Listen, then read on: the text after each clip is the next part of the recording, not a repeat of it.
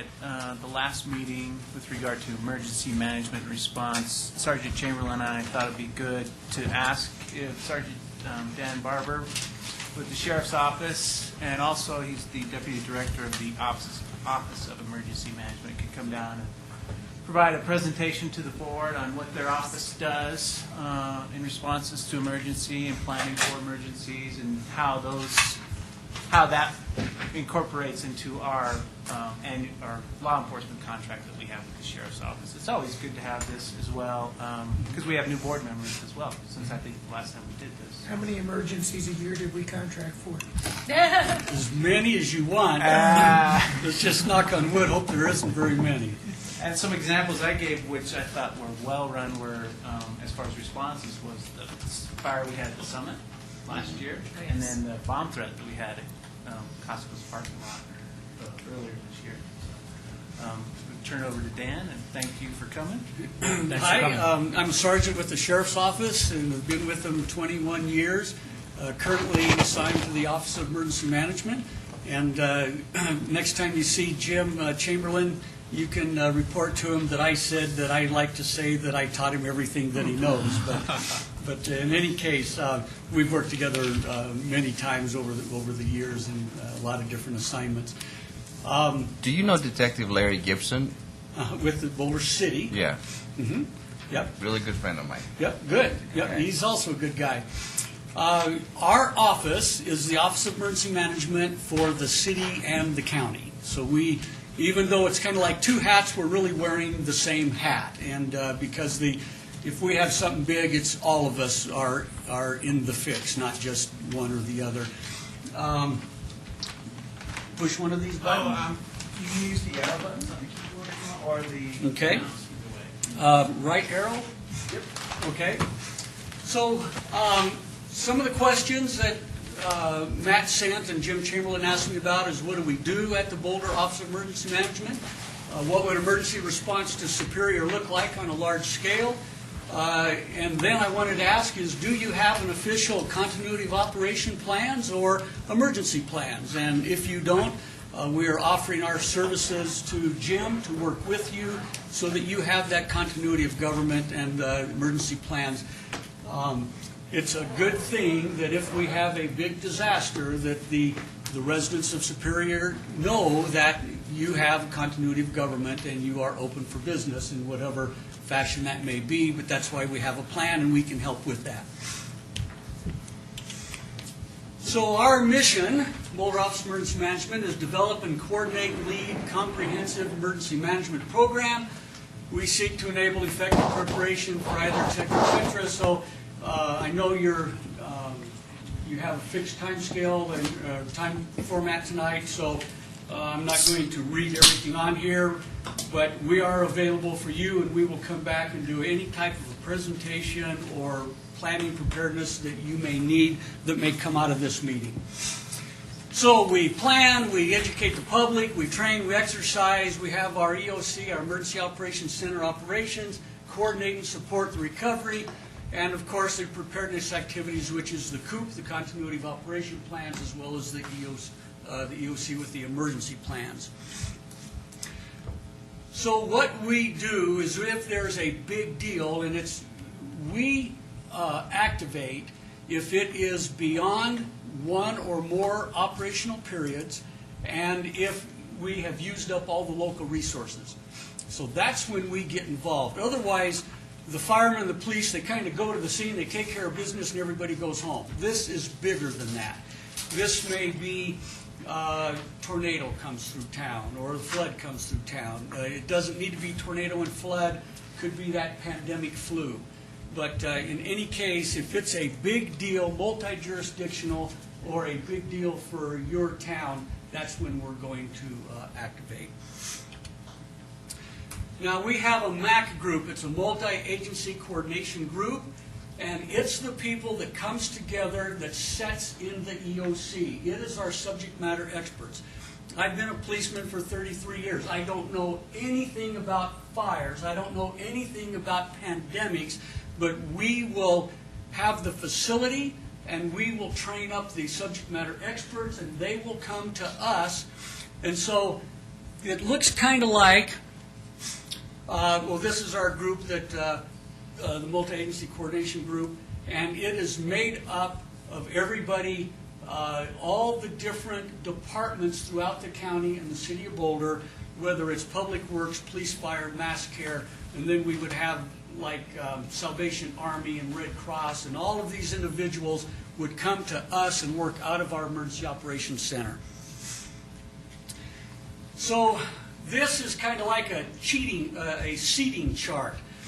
And each of the ESFs, the emergency support functions that you can see up here, they all have a title or a department, and then we have the individuals that train up to work in the EOC. They come to us, they report up through the sections chiefs, and that information is pushed up for significant event boards, for that common operating picture, so that the policy makers, the town administrators, the commissioners, the city management, they have the most current information of just what the heck is going on for our emergency. And that's very important to be informed like that.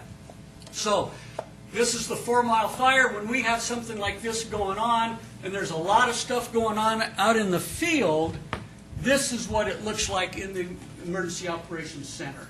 So this is where everybody goes. That organizational chart is that seating arrangement where all of those subject matter experts come to do their job to help with the response or the recovery of whatever that emergency is. Here's another picture of it. Now, what some people don't understand is we do not command or tell the people in the field how to take care of that emergency. If it's a fire, the incident commander is probably going to be a fire chief. The fire chief knows how they're going to put out their fire. They look to us for resource support if they have used up all the fire trucks and all the personnel on that fire and now they need more. We will get it for them, whether it's a region request or a national request, as what happened in 4 Mile, as what happened in Crystal Lake, Golden, Hayman, Missionary Ridge, etc., all the big fires. When they get to that federal level and a disaster has been declared, it is way over our ability to take care of it.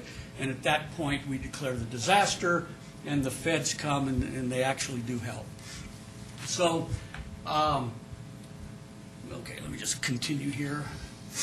So that activation is based on the analysis of what that emergency or that disaster is and how it's going to impact all or part of Boulder County. It can also be activated for a non-emergency event, such as we did with the Democratic National Convention. Continuity of government. Yes, sir. Who actually makes the decision to activate the? It could be a police chief, could be a fire chief, it could be your town manager. If you have something big going on, there's going to be a lot of discussions that's going to take place, and hopefully in a short period of time, sooner than later. And Matt, you could get hold of Jim and say, you know what, we got this going on and we're worried. Jim's going to call us and we're going to get with the sheriff and we're probably going to activate. If you guys are that concerned, there's probably something going on that we need to be part of and help you. Continuity of government. If the flood comes, if the tornado comes, if the mold is in the attic and you have to evacuate your building for a time period, you should have a continuity of business plan. If you don't, we can help you with that. We have a template. It's easy to fill out. We're actually working towards a different format that is simpler to work with.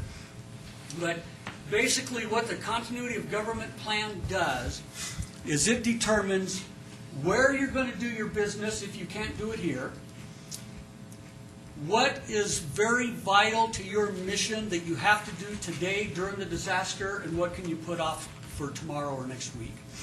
So it's your key people, where are you going to go, what do you really need to do, and another part of that is your records keeping.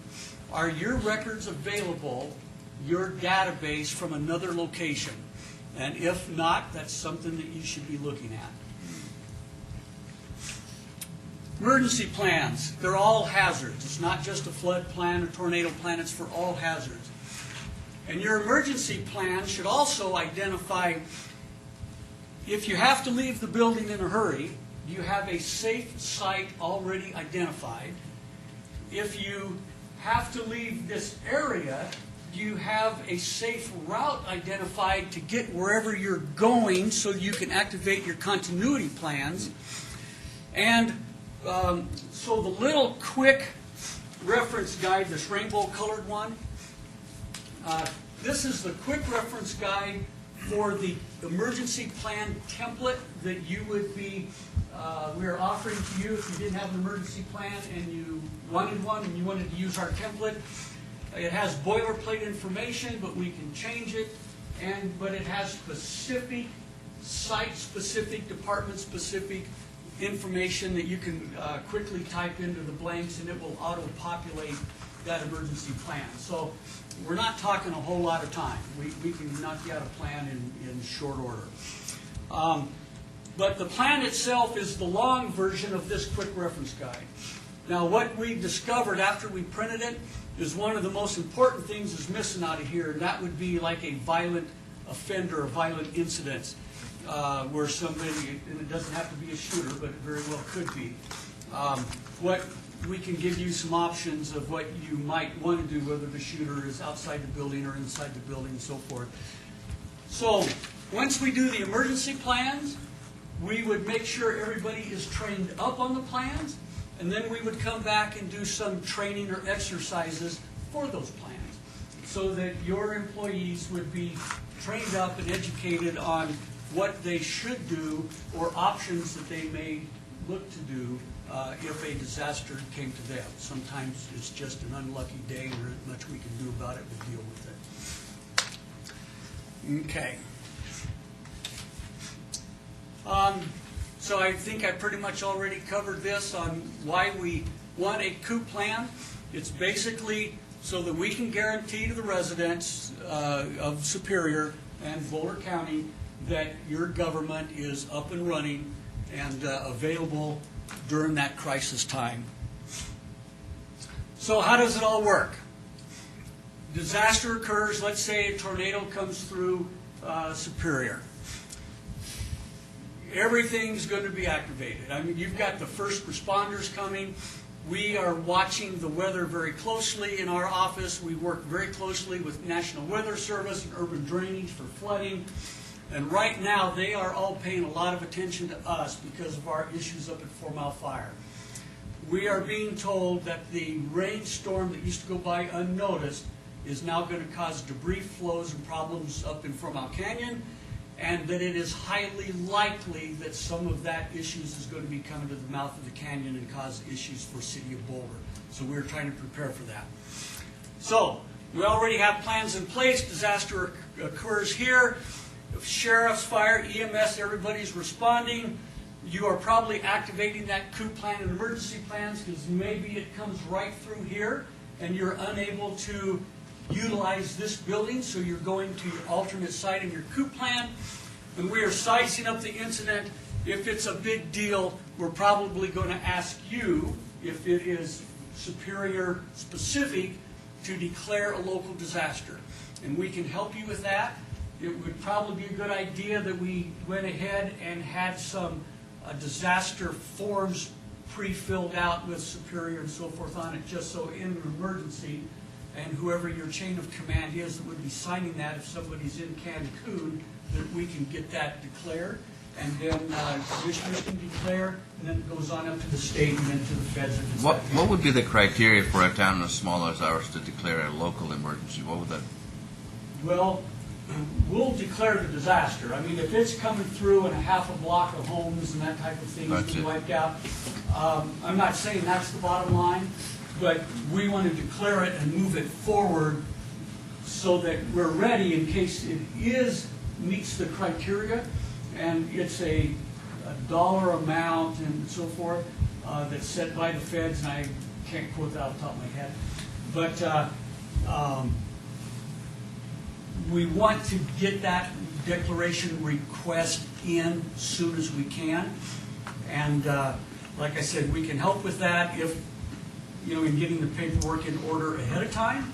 as well as if that should occur, you're not going to be here by yourself. Even if it is a Superior specific, it hasn't gone anywhere else, it's just right here within the town limits, you're not on your own. We're coming.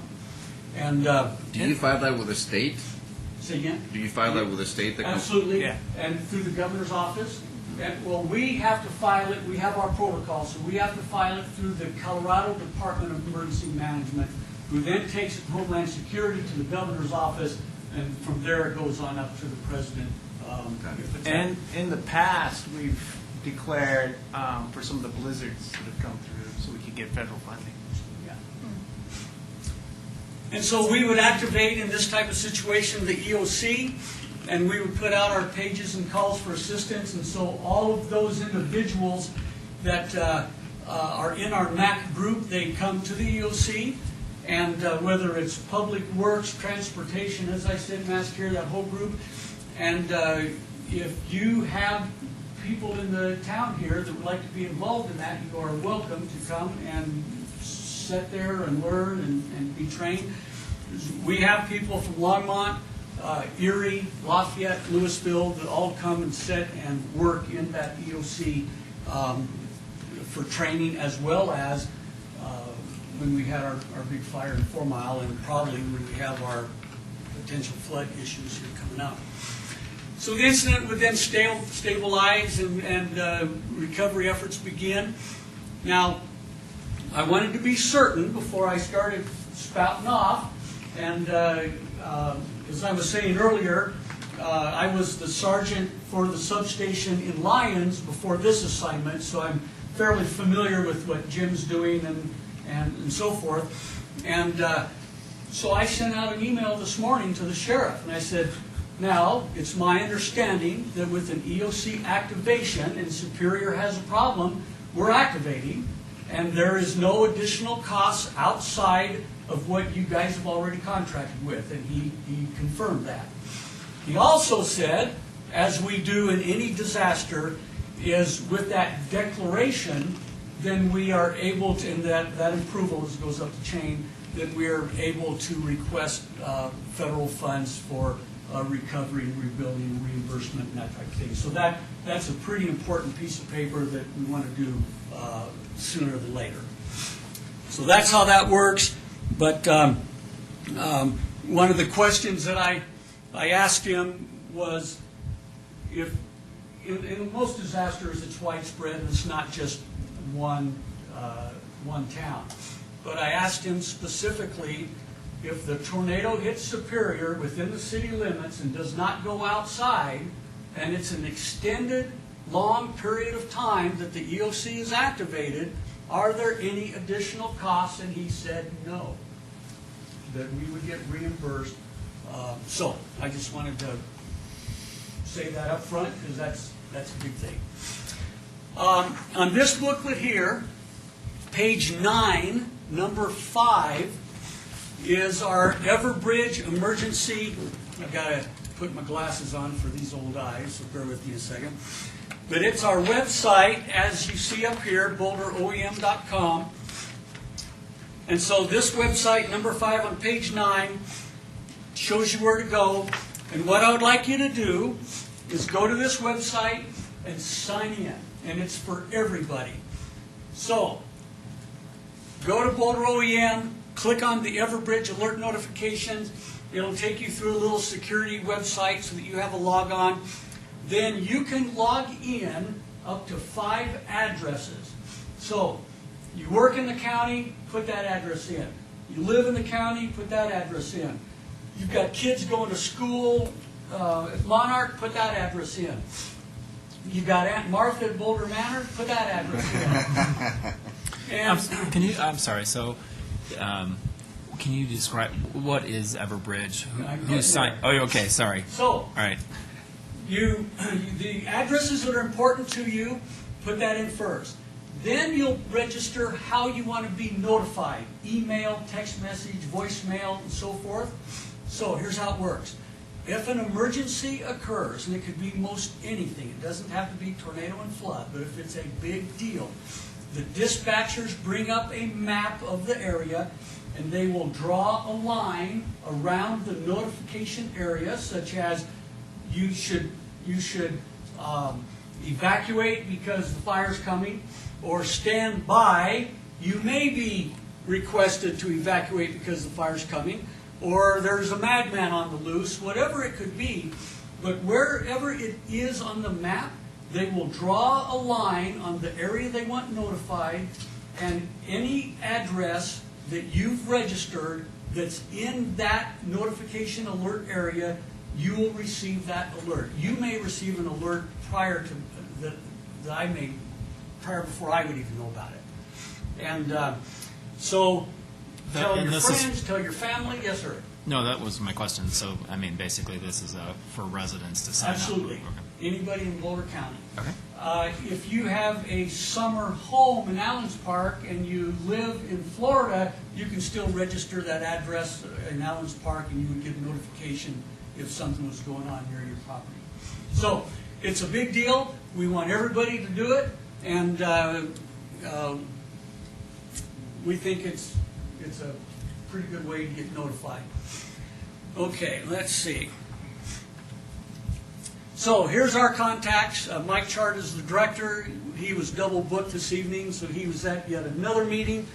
And I live in Lafayette, and I said, hey, I'll do this one, because I like the substation and the town environment anyway.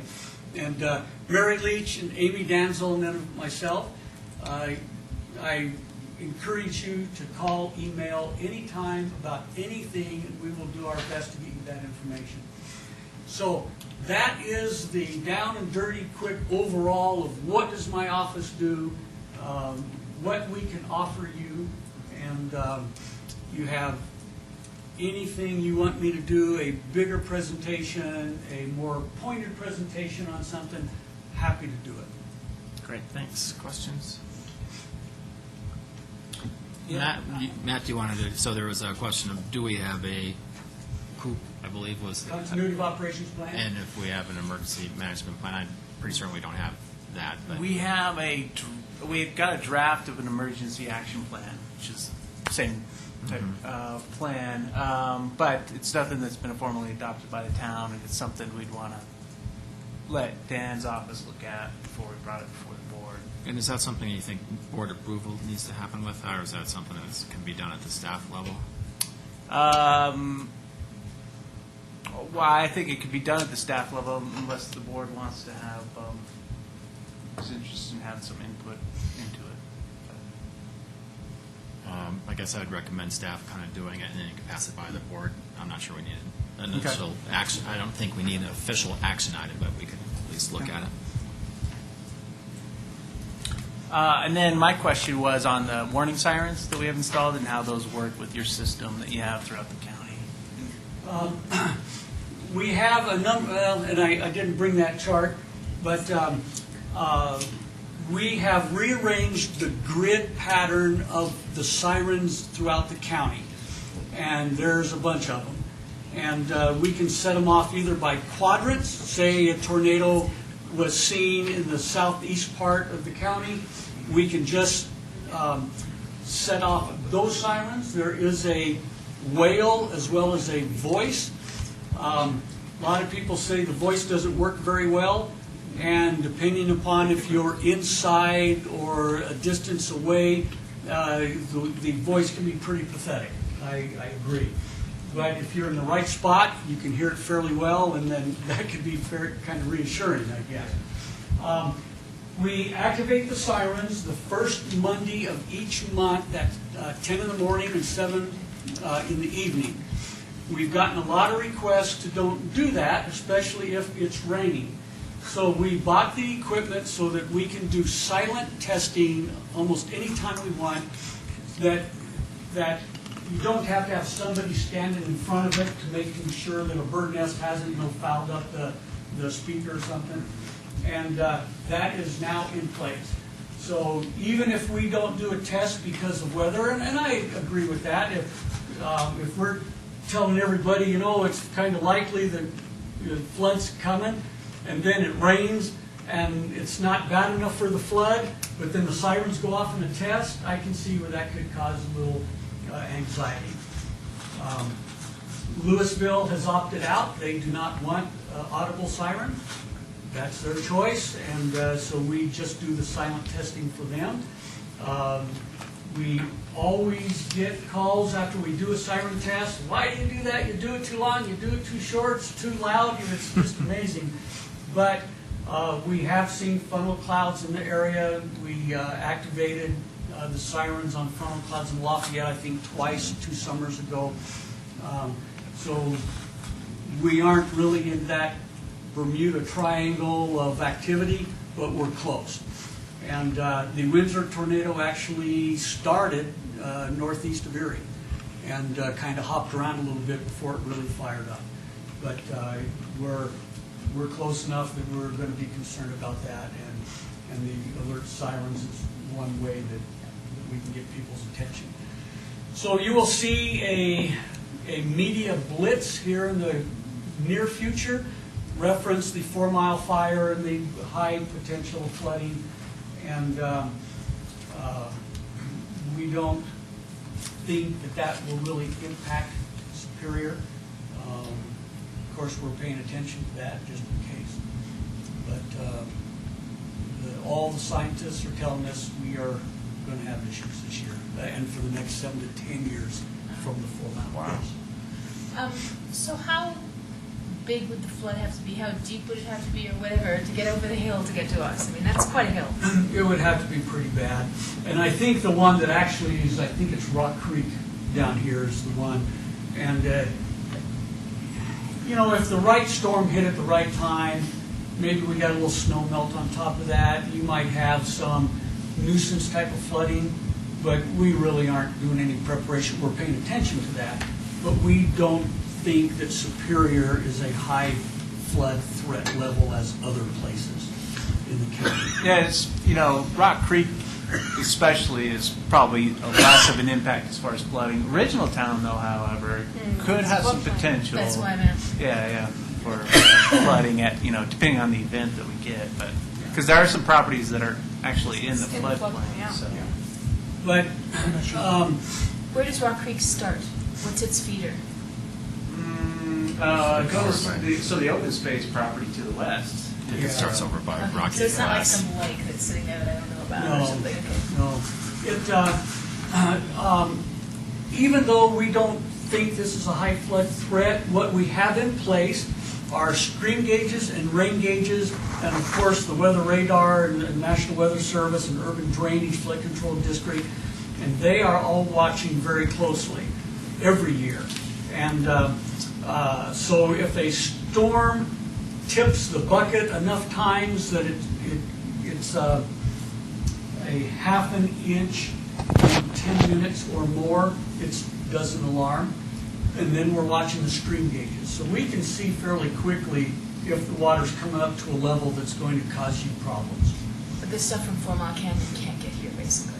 Correct. No. It didn't seem like it. It's a pretty big hill, but And just Gross Dam, that's South Boulder Creek, and it comes around to the northwest of you and feeds back into Middle Boulder Creek and then goes up to Union Reservoir and meets up with the state grade and goes that direction. So your threats might be grass fires, hail, you know, high winds, lightning, potential some flooding, but we don't think of that as a great danger to you guys. at what threshold would the wind cause an alarm? Well, You said high winds. I'm just yeah. Well, a couple things come to mind. Sometimes the high winds just set off people's alarms, so there's that issue. But for us, when the winds are starting to get 75 and more, that hurricane force, we're really watching that. But there really isn't a whole lot you can do about it. Just whatever happens and respond to it. What? And I'm sorry, I guess that's what I'm asking. So Yeah. let's say that one of these alarms goes off. You're saying we need a plan in order to figure out whether we're supposed to go to our basement or shelters or something like that? Sure. Because the plan is an all hazards plan. So you should have an emergency plan, whether it's a violent person or mold in the attic or that tornado, and it gives you that options. Depending upon what it is, where it is, and how intense, should you shelter in place? You know, evacuation may or may not be the right option, and it would identify your safe places, it would identify your shelter-in-place safe locations. You could attach maps if you are evacuating, actually going somewhere else, and the plan would encompass all of that. Thanks. I'm not sure I really answered your It could question. be, chemical spill. Could be Yeah. I can think of lots of concentration. things. Yeah. Yeah. I mean, So as brush a- fires coming another up, yeah. Yeah. We're gonna have to evacuate. yeah. concern, we have the airport, Rocky Mountain Regional Airport, just could have an incident with that, so.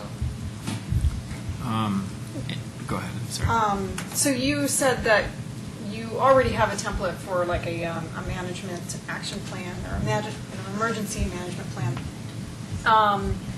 And so we don't have to reinvent the wheel. We can just go off of what you have already. Yeah. And then tweak it to what works for us and then have you relook at that? Yep. Yeah. And we have a program that's called WebEOC, and I could give you all logins so that you could go to that program, and it's the software that we're using during an emergency that documents everything that's happening, from the event itself to the resources that are being ordered.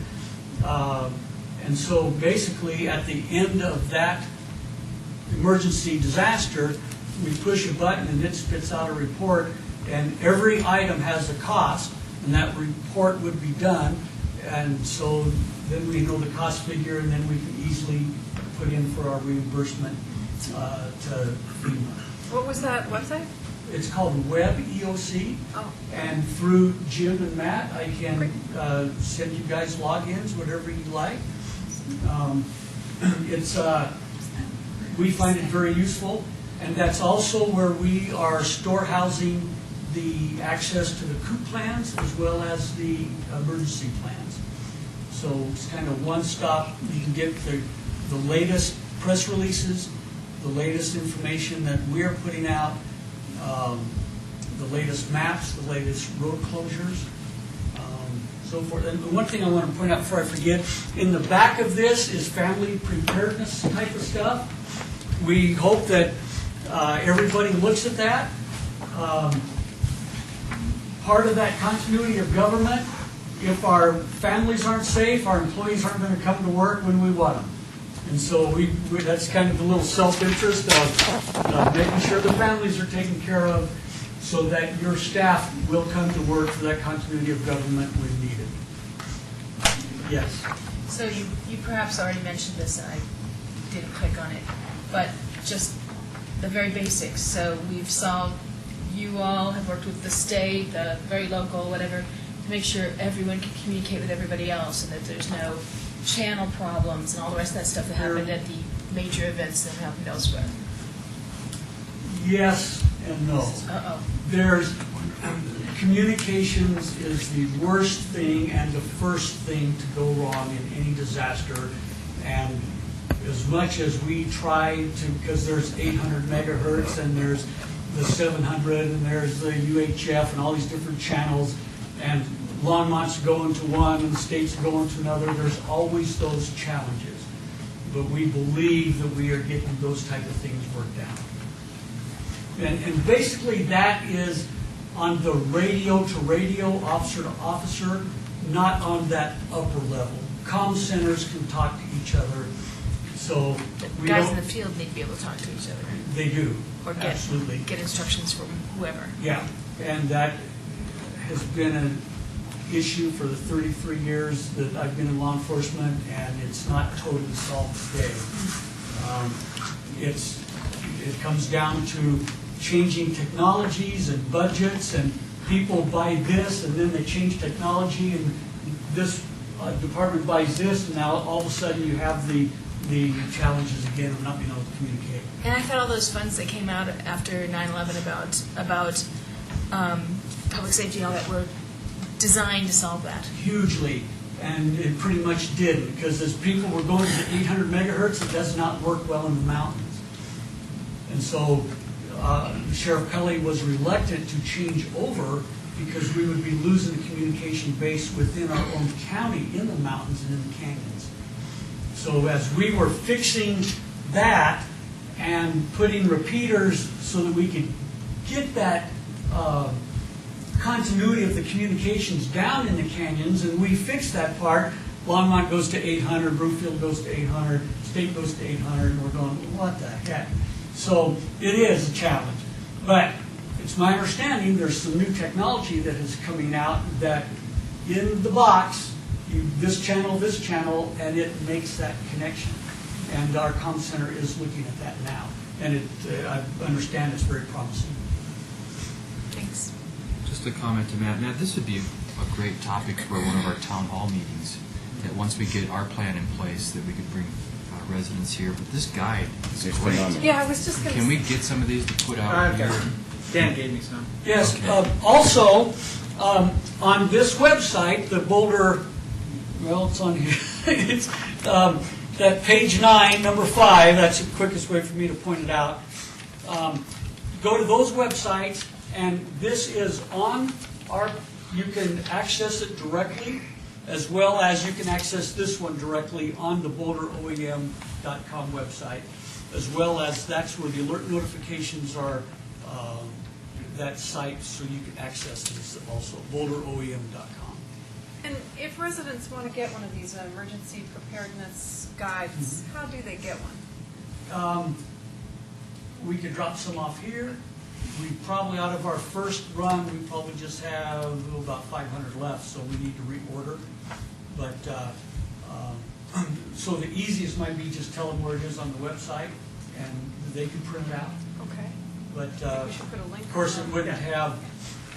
wouldn't be this pretty shiny page, but it is available, and we do want the residents to have access to it. So maybe in our next newsletter, we can put that link.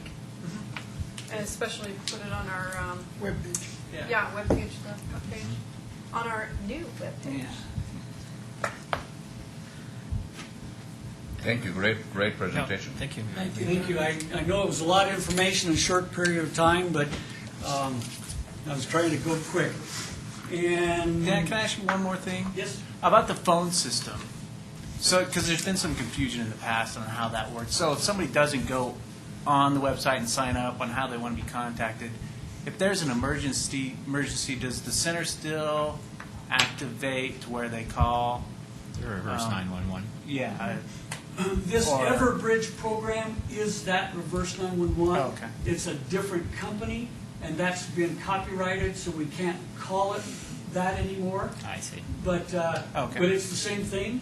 Okay. And but if people decide not to do it, then of course we try to do that education piece where if the sirens are going off, that's the clue to you need to seek information of what is the problem. So is there, I'll just use reverse 911 to, with all appropriate apologies, but that's automatically in place for everybody who has a landline, is that Yes. correct? So they don't need to sign up if they, just for their landline, is Correct. that?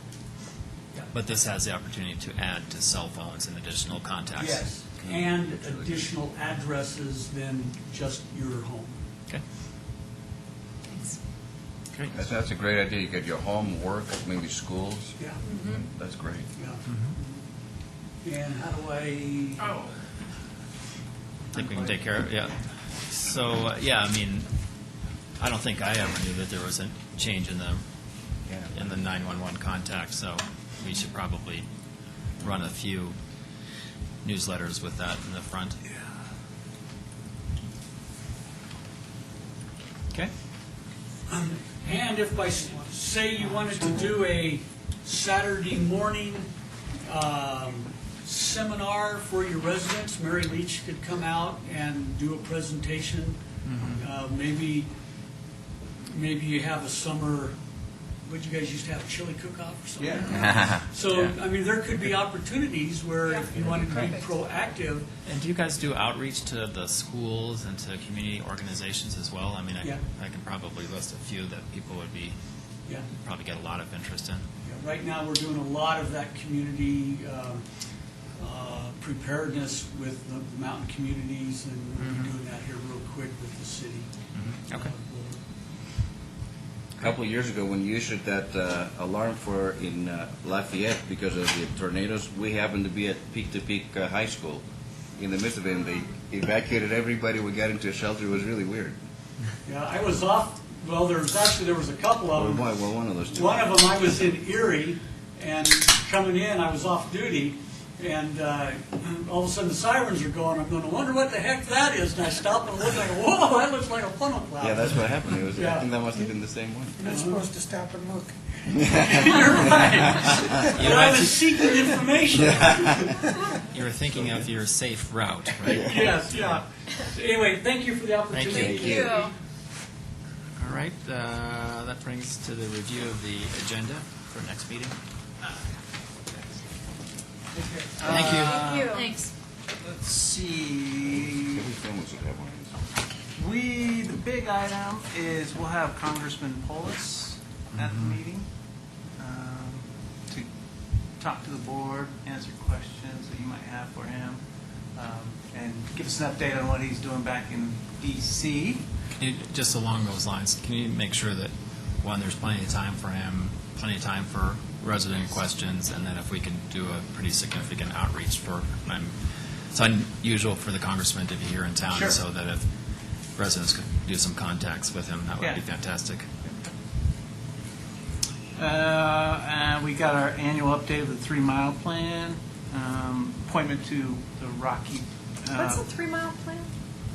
That's I'm something coming that up. Dr. Cog requires each community to do. And Oh, it's that's just right. a planning Okay. document, letting them know what our potential 3 mile road boundaries are, Okay. which ours don't go out that Zero. far. but- Yeah, it sounded familiar, but Yeah. it's like having a brain freeze there. We've got an appointment to Boulder County's Resource Conservation Advisory Board next meeting. This is, You'll let me know about that? well, so we're going to have Dawn, No. Clement, she doesn't have time. yes, but she can't do it, so I think. So I think the board's, we're going to email around one more time. Okay. So and you guys will decide and get a hold of Matt, Yeah. and then obviously you'll let me know. Okay. She wasn't at the meeting, we appointed her, but. That's what happens when you don't show up at the meetings. Exactly. You Yeah. get appointed. We have a preliminary reading of an ordinance on the vendor fee. So the state, we thought they were going to leave it at 0% for the until 2014. Well, that has changed, and now it looks like July of this year it's going to increase to 2.2%, and then eventually go back to 3.3%. So Eventually when? I don't remember what the time frame was, if it was the following year or 2 years after that, but the immediate is 2.2%, so. So 2.2% in July, but 0% until July? Right. Okay. So we wanted to give the board an opportunity to discuss what they wanted to do there prior to that taking effect. Okay. And that'll be 2 readings, so we'll have our first reading on the 25th, and then the final consideration in May.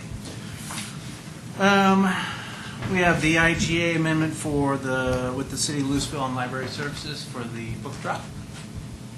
And the City of Louisville approved that IGA amendment at their last council meeting, and they didn't make any changes. So. And then we have public hearing on ordinance amending Chapter 16 with regard to mobile homes for the board's consideration. And the work session is going to be on the Rachel at McCaslin and Marsh, or McCaslin 36, basically. That merge. Okay.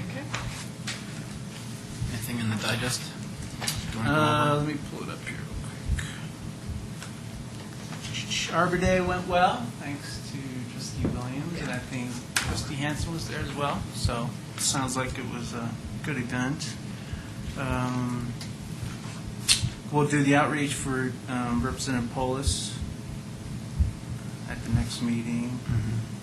Like was mentioned, we just did a quick update to the look of the website. It hadn't been hadn't changed for quite some time, so we thought we'd freshen it up and try to see if it works a little better. We're going to continue to make updates to it as.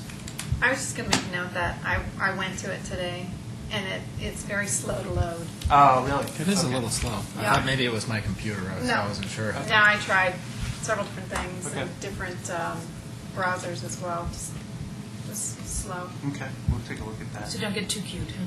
Yeah. And, we'll work out the bugs. And oh, never mind.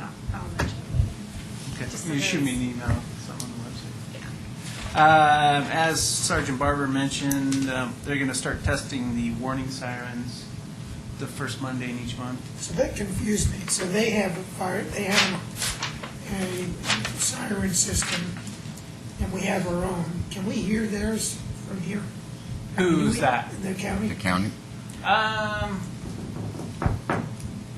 I don't know, because ours is always drowned out by, drowns out any other sirens in the area. I don't believe so. They have a certain radius that those sirens cover, and I don't think we'd be able to So hear ours them. isn't connected into theirs? I thought It it is. was. It Oh, is. it is. It is. Okay. Oh, it is connected. Yeah, I'm That's sorry. what I They're the thought. ones that They run activate it. the testing Okay. for us as part of the whole countywide system. And it's 30-something sirens. It's pretty loud. Yeah, oh yeah. I never hear it Oh, where I'm at. I never hear it. where we're at, we hear it loud and Yeah. And when they first installed the sirens, we went around and in different locations in town that we thought were pretty far away to see if we could hear them, and we could hear them. So. But we'll go by your house next and see if we can hear that siren. Should we think about the silent testing? I think people are aware that my only concern about how the sirens are is that they get tested. I can remember when I used to work in Denver, there'd be a siren going off, twice or 3 times a year, and you totally ignore it because it's always going off, and you have no idea if it means anything. Yeah, those are my childhood memories where I was alone a lot. I hear sirens That's a going month. off and think, That's interesting. Yeah. it's kind of cool. So, Okay. I wonder if we should We used to explore call that. it the 12 o'clock whistle. All right, so we can look at that as well. And then we got an invitation that the county sent out on the awards that they're giving out for their open space land conservation awards. If anyone's interested in going there, that's on the April 13th. And you don't have to RSVP, you can just go if you're interested. Resolute has finalized and signed their contract with the hotel group, so that was good news. Now they're starting to do their due diligence work and hopefully have plans submitted to us somewhere into summer, beginning of fall. I'm hoping to review. And then we met with Director Stewart on the Hodgson Harris, and I thought it was a good meeting. And then the stakeholders group had a meeting after that. Sounds like it was productive as well. So. Yeah, I'll put that in my report. Okay. And then on Waterford, the HOA's given us had some questions with the draft agreement to take over those streets, and we're going to respond to them, and then hopefully get things hammered out so we can bring it back for the board to consider at a future date. And then the last thing is I wanted to introduce Beth Moisky as our new assistant town manager. welcome. Today's her first day, so she gets trial by fire. She was an assistant in Greenwood Village for a number of years, and then took some time off to start a family, and most recently has been working in Senator Raleigh Heath's office. And I think she's going to be a great asset to our staff and to the town. So I'm glad to have her on board. Absolutely. Welcome. Okay. Unless there's questions. Anything, questions about any of this? I guess we have a 7-minute break.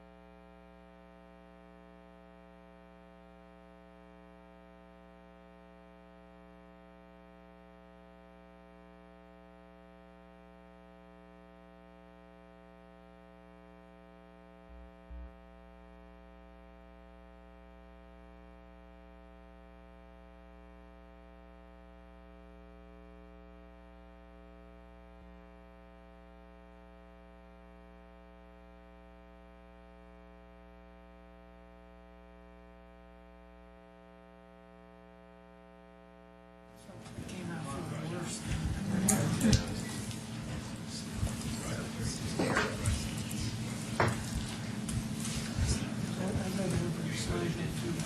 good? Do it right.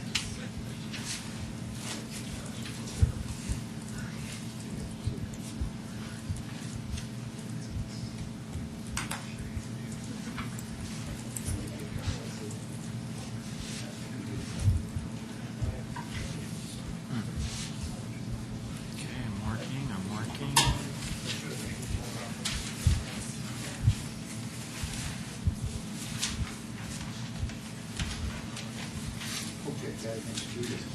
Okay, there we go. We're spreading out. Welcome, everybody. I'd like to call to order a Town of Superior Board of Trustees meeting for April 11th, 2011. And Phyllis, if you call the roll. Mayor Andrew Muckle, Here. Mayor Pro Tem Eli Gregoris, I'm here, George. Trustees Joe Sorelli, I'm here. Chris Hansen, Here. Sandy Pennington, Lisa Skumatz, Here. Deborah Williams, Here. Town Manager Matt Magley, Here. Town Attorney Kendra Carberry, Here. Town Clerk Paul Sargent. Great, thanks. That brings us to item number 3, approval agenda. Are there any changes to tonight's agenda? Okay, seeing none, I'll entertain a motion to approve the agenda by trustee Skumatz, second by trustee Williams. Discussion. All in favor? Unanimous. Thank you. That brings us to reports, questions, and issues. Anybody who would like to start tonight? Sure. Trustee Gregoris? Not a whole lot to report, other than I was at Super Target today, and I was talking to some of the employees, and so their refurbishing starts right now. It's going to go through July, and they have some really big plans, not just on the outside, the signs. So it's going to be a little inconvenient for shoppers for the next 2 or 3 months, but I think it's going to be really nice, the end result. They're doing quite a bit of work inside. Great.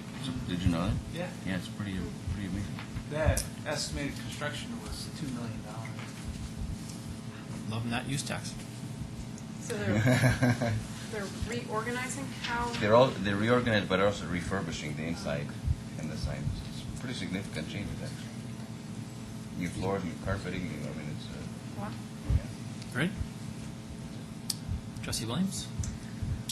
Okay, I've been to a number of meetings to report on. Let's see here. I went to a Hodgkin-Harris Reservoir meeting. It was a working group that we're working with Boulder County on, and we basically determined that the group has a consensus for a full restoration of the dam. And the next discussion was potential partnerships, opportunities, and at this time we really kind of exhausted all partnership possibilities other than the town of Superior at this point. And we are an interested party. So from here on, the county will work with the town and we'll see what the proposal is. It'll then go back to the Hodgkin-Harris working group.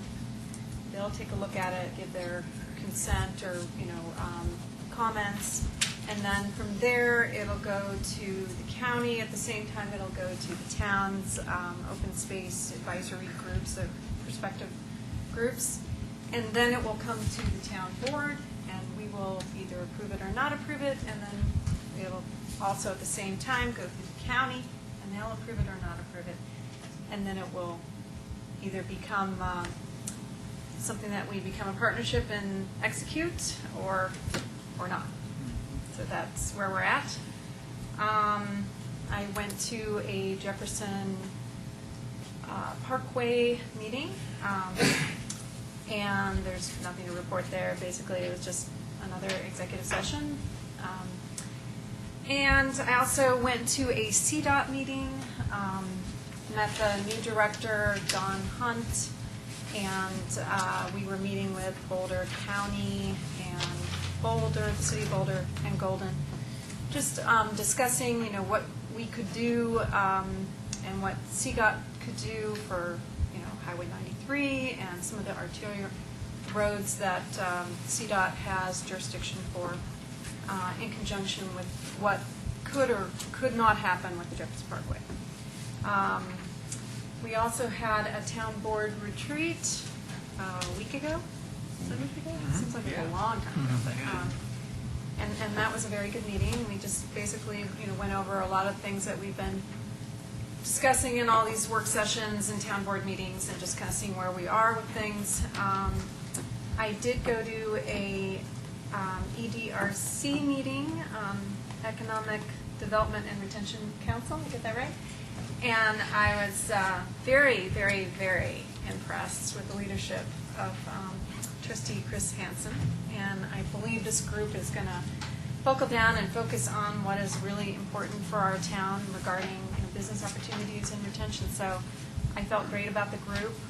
It's just the beginning stages of it, and I think that they have, a lot to work on. But like all new, councils, you got to kind of start out and feel everybody out.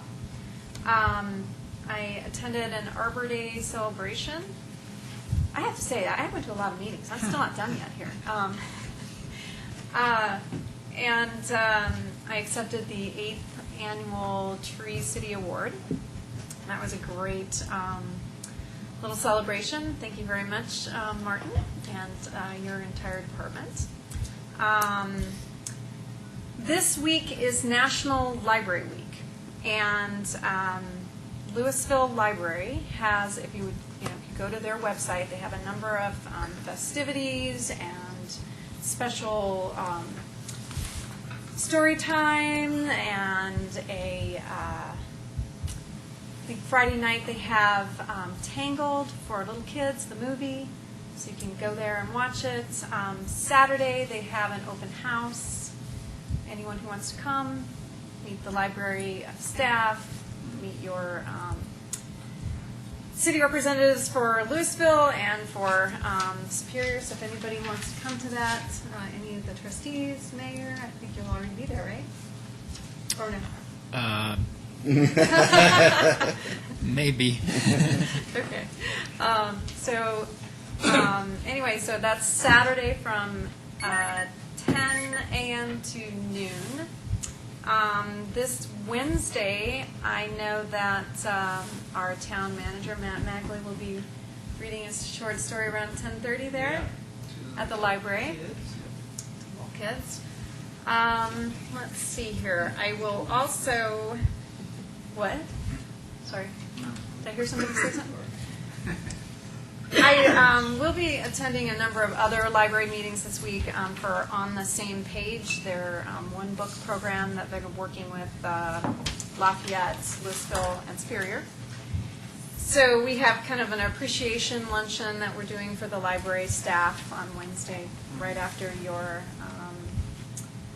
story time. So please join us. And I noticed the SuperiorColorado.gov is up and running, our new website. Instead of townofsuperior.com, it is now SuperiorColorado.gov.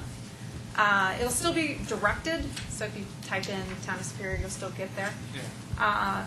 But it's kind of a work in progress, so just know that it's kind of under construction. And also, I wanted to find out when we will be having our annual, I forgot the name of it, but where it's large items that you can drop I'll be off. announcing that in a minute. You will be? Oh, Yep. great. Perfect. I'll wait for that. So during National Library Week, is there forgiveness of fines on books returned during this week? There used to be. Joe's been saving them for that. Saving you The since last 4 college. years. Yeah, there you go. Excellent. I don't know about that. Let's see. I think I just have one thing to report. I had a meeting with U.S. 36 mayors and commissioners. The update from that is that the federal Tiger funds have been fully obligated, so that's the $10 million. The TIFIA loan is currently being vetted by the Department of Transportation, and there's an investment grade study for the managed lanes happening right now. So a pretty tight timeline. They're supposed to be able to do this by the end of summer, and I think that that's going to be pushing the outer limit, but we'll see what happens. And there is a meeting where the stakeholders are going to be trying to decide what of the $300 million is going to go into the RTD improvements, what if that's going to be rolling stock, if it's just going to be pavement. So that's an ongoing issue. So that's all I have. Trustee Skumetz.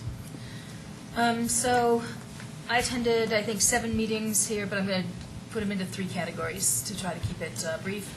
First is I wanted to make announcements about the upcoming events happening in town that are related to waste management, environment, that sort of thing. First, we did the Shred It Day is on the 23rd, and that was not picked at random. It's meant to be just after Tax Day. So the Shred It Day is the 23rd between 10 and 1 at Town Hall and at North Pool, and you can bring things that you want shredded or things that are already shredded. So either way, you can bring them to that event. So again, 10 to 1 to Town Hall and North Pool. How much can you bring? I don't know of limits. There's going to be a huge truck, so Yeah. I'm not sure. We had that question Entire office, earlier from a resident, and I don't know of any specific limits. I can't imagine there are. Lisa, you said Town Hall and the North Pool? Yes, 10 to 1, Town Hall and North Pool, both that same time period. That same day, there's a workshop from 3 to 5 here at Town Hall that'll teach folks about xeriscaping, so putting in lawns and plants and green things. Zero does not mean zero, does not mean gravel yards. It means green things that do better in low water. So, and they comply, many of them, they all, that will be recommended, will comply with the restrictions on the HOA for those people who are in the HOA area. They are green. They are growing. That's the important sort of thing. 3 to 5 here at Town Hall, the 23rd also. On the 13th and 14th of May is the garage sale, followed by the spring cleanup on the 19th. And then the hard to recycle and hazardous waste and difficult stuff day is at the North Pool on Saturday, May 21st from 10 to 1. And all of this is, I believe, on the website. Yes. Okay. But just so you all know. And what's the garage sale? The garage sale, again, is the 13th and 14th of May. The spring cleanup is the 19th of May, and that's where you can put out bulky stuff and whatever. And the hard to recycle and household hazardous day and difficult stuff is North Pool, May 21st, 10 to 1. Okay, that's the sort of schedule thing. And we also just had our Energy 101 and Sustainability and Wash It Down and whatever programs description on the 30th. And we had a little over a dozen attendees and nobody left. And a lot of people stayed and bought the little monitors so they could monitor their individual. They were just available for rent, but people wanted to buy them and just take them home and figure out how much is their computer using and how much is other stuff using. The workshop was really great, I think, in terms of telling people what they personally could do on their own, as well as telling them about, and gave you the breakdown of how much different appliances and whatnot used, and then also told you about the Boulder County program. We also described the Wash It Down Garbage Disposal Food Waste program here in town, and so anyway, it worked out well. And I can imagine that we might have another one of those. I know I'm recommending it for a couple of venues. So, and then so that's sort of the green stuff. The next thing I wanted to mention, I think, was that the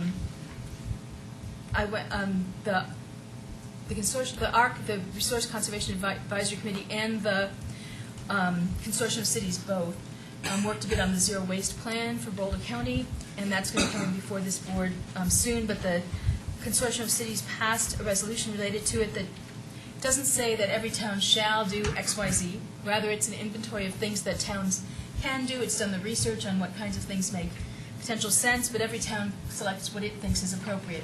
For instance, in some communities it's going to be curbside yard waste or something, or curbside food waste perhaps. But given our situation, we thought another kind of approach would be better. So there's flexibility within it with some goals. The third sort of topic I wanted to mention related to that At the consortium cities, we also went through what bills were still alive and what ones had died. The two most important things, I think, for us are that if anybody gets a chance, anybody on the board or others to get a chance to call Senator Jean Nicholson, or 1116 is still alive, and its hearing is tomorrow at 2 o'clock. That's the one that restricts the powers of a town, and CML is very against it, so that's something you might consider doing.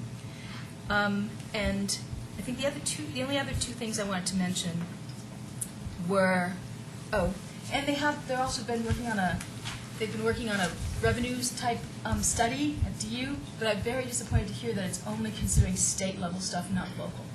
So they're looking at what are the problems with funding at the state level, but not really coming up with anything in its scope that will basically address many of our problems. So that was very disappointing to hear that its scope was so narrow.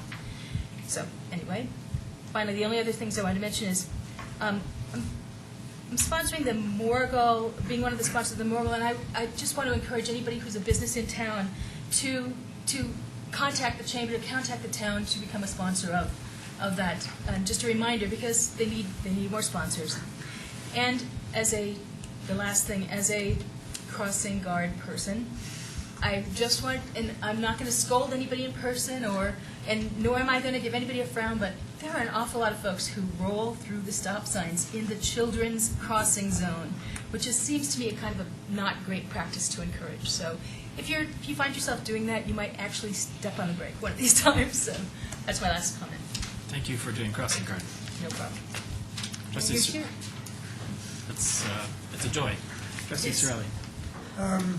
I also went to the ERDC meeting, and echoed Trustee Williams' comments regarding how it was run, but also would commend the participants on that council. They seem to be enthusiastic and potentially will have a lot to offer the town, I believe, as far as suggestions.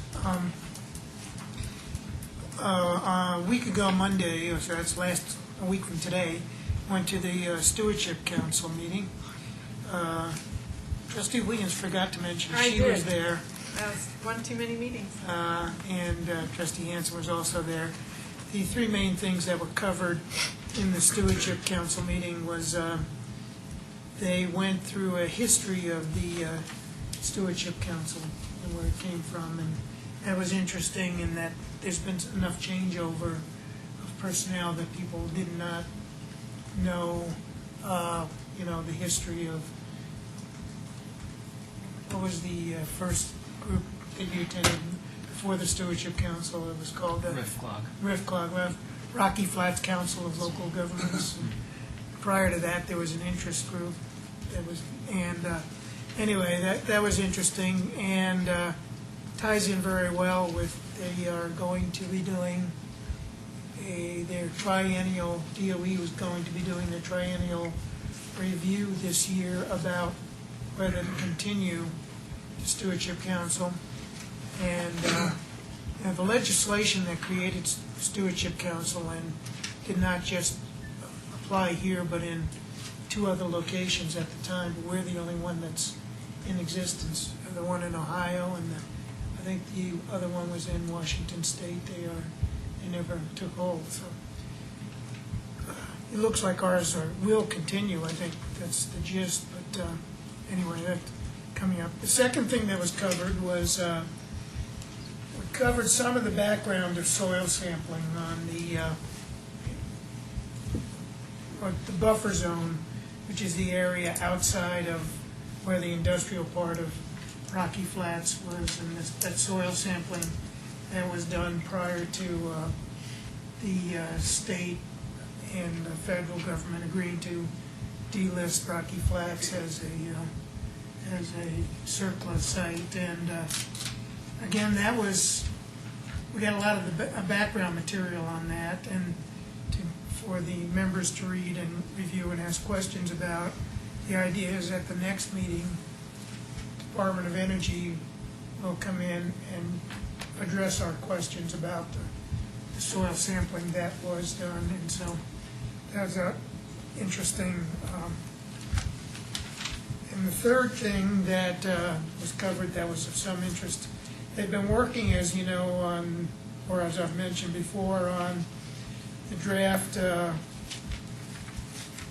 EA, environmental assessment on the dam breach and the proposed changes to the points of compliance for groundwater monitoring at Indiana Street.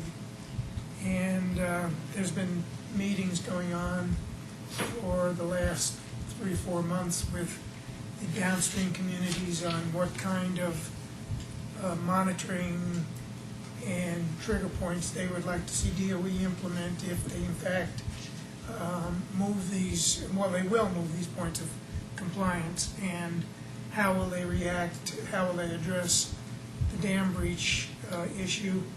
And so DOE is going to come out with its draft of this, of their plan in the next few weeks at the end of this month, and we're going to try to address comments on that draft by our next meeting, or in our next meeting.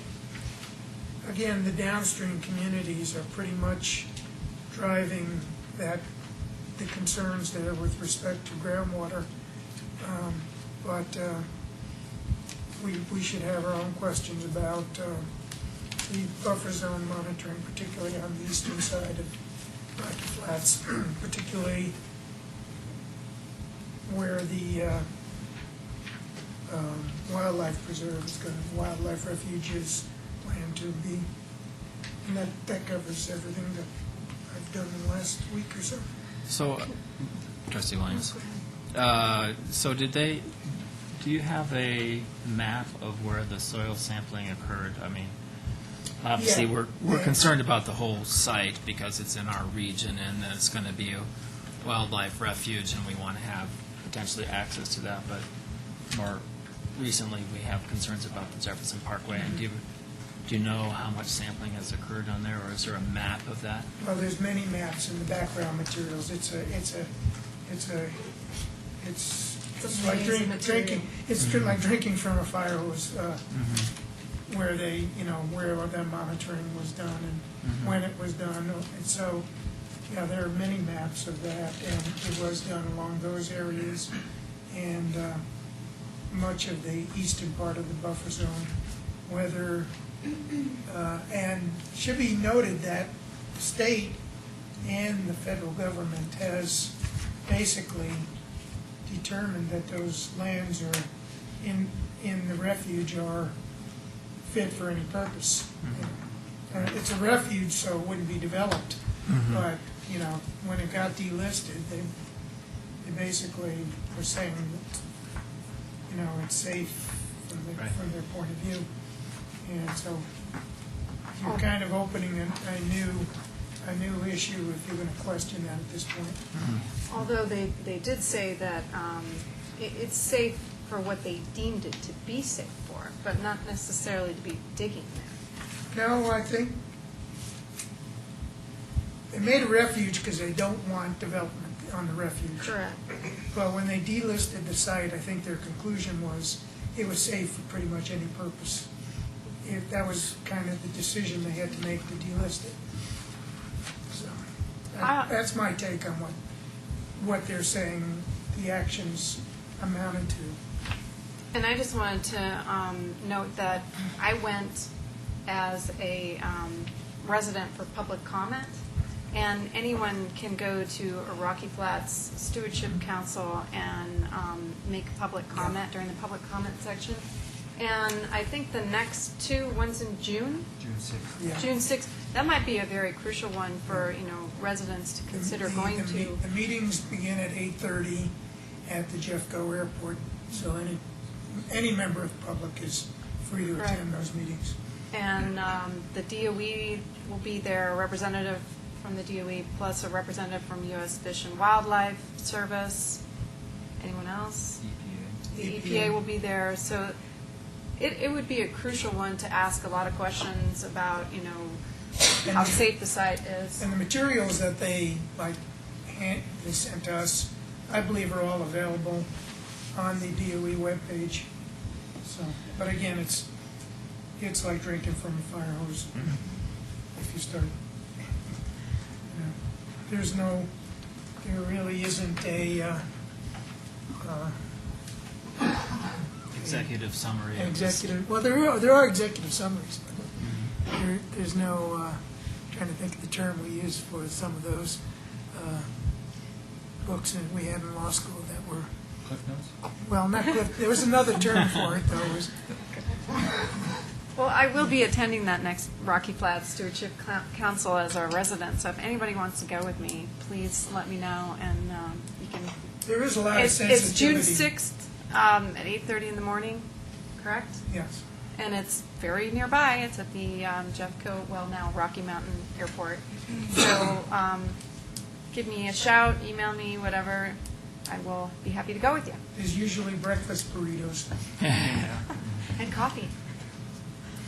Trustee Hanson. Happy anniversary to this current board. Been together a year now.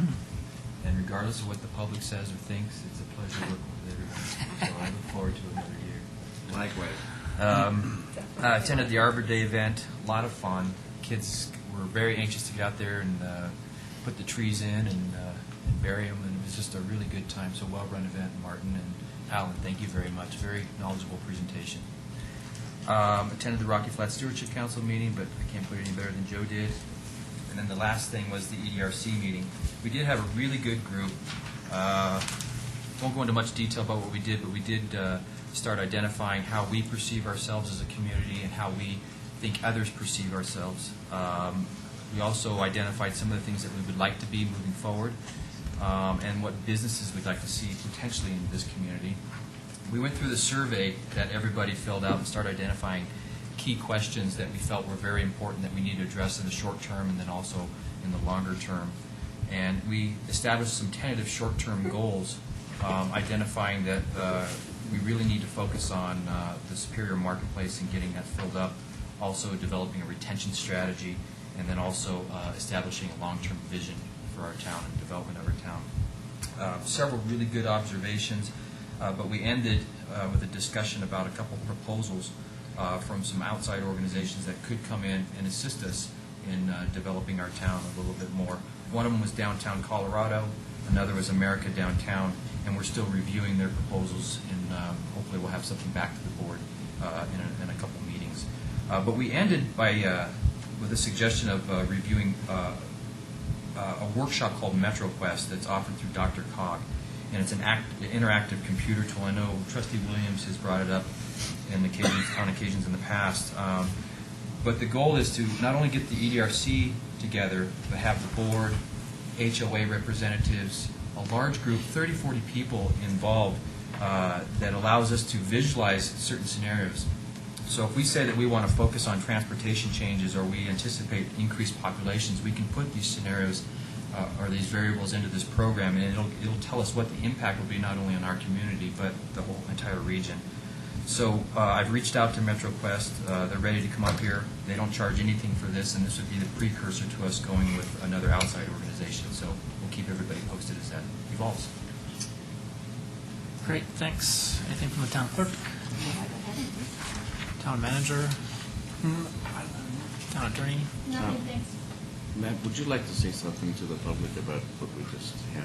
Yeah. A couple words about this. So during the work session, we asked Sergeant Dan Barber with Boulder County Sheriff's Office to come before the board and give a presentation. He works directly out of the Office of Emergency Management for the county Sheriff's Office, and we asked him to come down and give a presentation to the board on the types of operations his office does in cases of emergencies. And I thought it was a very good presentation, a lot of information, and he provided us this emergency preparedness guide that we will have copies down at Town Hall for residents to pick up, and we'll also put the information on our website for residents to go to. And they have a great website with a lot of information that residents can use to help them prepare in times of an emergency, and then also to see what their office does for the county residents, including the town superior in emergencies. So we'll have that. I'm hoping we'll have that information up on the website by tomorrow. Thank you. And I just wanted to comment on these, the emergency preparedness guide. It has a lot of interactive stuff in the back of what you can do and fill out for your household in a plan and a 72-hour family emergency kit checklist and family communications plan. You write it all out for yourself. All important phone numbers from the county and your area. So I thought it was really, really good. I'm going to take it home and fill it out. Okay. With that, that brings us to item number 5, public comment on consent agenda or non-agenda items. Good evening. Steve Smith, 653 Eaton Circle. I've got 2 things to address. First off, as president of Mustang Football, we want to thank the town in the way you've dealt with us. You guys have been so open. The town, everybody in this town, Parks Recreation, Matt, has been very helpful to us on getting some things accomplished. So we want to thank you for all the support that you give the Mustang organization. My other comment is as a resident of 653 Eaton Circle, and it's kind of all-encompassing, but it includes an agenda item this evening. And it's a little bit about the bypass that's going through and the roads and the improvement that we're doing in the town. So tonight you're going to be voting on a $1.9 million road improvement, which this town obviously needs. But one of the things that concerns me the most is that we're spending money on some of the back streets when I foresee a lot of traffic coming down McCaslin. And the question is, are we planning on doing something for McCaslin to repave that road to prepare for the traffic that's coming? The concern being is that I don't want to see a lot of tax increase when we have to respond to that issue when the traffic does come through here. The other thing that I foresee is if we take care of McCaslin now before the traffic's here, it'll mitigate a lot of costs. And the one thing that I see in the Taylor Coors presentation is they talk about traffic control. And if you look at just one of the streets that they're working on, there's $3,500 in cost for Holyoke. So on a $1.9 million project, $3,500 isn't a big deal. But then you look at the street of Holyoke and you start to ask yourself, why is it $3,500 for traffic control on one street? And then you add it all up and it comes up to $50,000 of traffic control when you include Bristol and all these side streets.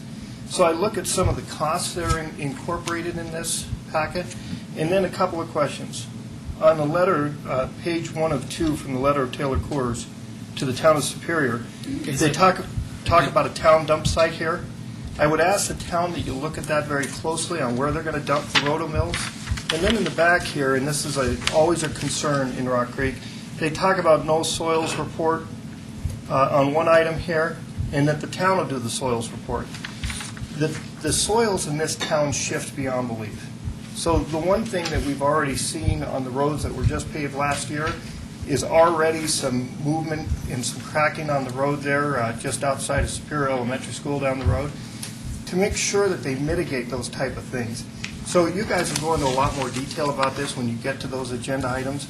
I know you don't have a lot of time to read these things, but I've gone through the numbers and I would question some of the numbers that are in this contract, especially the $100,000 that is left over to fix mistakes. It seems like 5% is a little bit too low on a $1.9 million contract. Thank you very much. Thank you. Thank you. Additional public comment on consent agenda or non-agenda items? George Kessler, 109 South 4th. I just have a question. I read the newspaper today in the Town and Country, yesterday I guess it was, pertaining to the interchange here, the bridge, that Louisville had money transferred from there to do their Dillon and Castle Boulevard interchange down there. Did this slip by us, or did we approve this, or what? Because I've never heard nothing about this. Louisville was supposed to fix the westbound lane going to Boulder. That was an agreement with the town and our monies and their monies. And now, how can he change this over there? Does anybody have a question? Answer for me, please. So the short answer is no, the town didn't sign off on it, and we share your concern, and we'll be exploring that a little bit. Well, we can talk more about it. Thank you. Mm-hmm. Okay. Additional public comment on consent agenda or non-agenda items? Seeing none, that brings us to 6 presentations. We don't have any this evening. Then item number 7, consent agenda. And on the consent agenda is approval of the minutes of the March 28, 2011 Board of Trustees meeting, acceptance of the minutes of the Open Space Advisory Committee and Parks, Recreation, Open Space and Trails Advisory Committee meetings, approval of a liquor license renewal for Rock Creek Pizza Dough Company, and adoption of a resolution approving an appointment to the Parks, Recreation, Open Space, and Trails Advisory Committee meeting. With that, I'll entertain a motion to approve the consent agenda by Trustee Williams. Is there a second? Trustee Skumas, discussion? I don't believe we're spending any money. All in favor? It's unanimous. Thank you very much. That brings us to item number 8, adoption of a resolution approving an agreement with CoCal Landscape for annual perennials. Mr. Magley. Thank you, Mayor. Tonight is a consideration of an agreement with CoCal Landscape to install 20,000 square feet of annual flower beds, which we do every year, in the amount of $83,971. CoCal has been doing this for the town since 2008 when we bid it out, and their unit prices have not increased since the initial approval in 2008 with CoCal. I'm going to ask Martin to come up and give a little more information on the big, he's going to go over some questions of the board and locations, and then CoCal representatives are here as well to talk about the program. But something new that Martin and CoCal are working together to do is start to phase towards perennial plantings for the town, and he's proposing to do it over a 5-year time frame. So I think that's something that the board had talked about and was interested in. yeah. So, It lasts so- 10 years in a row. Last 5, yes. So, Martin? Thank you, Martin Toth, town staff. I'm joined here tonight by 2 representatives from CoCal Landscape Service, Jody Bost, the Vice President there, and Landscape Architect Stacy Parcell, and also Alan Macbeth, the town's Parks and Open Space Superintendent, is here. So as the manager described, each year the town plants annual flowers in about 81 beds, exactly 81 beds right now, around town as part of the ongoing landscape plan for the town of Superior.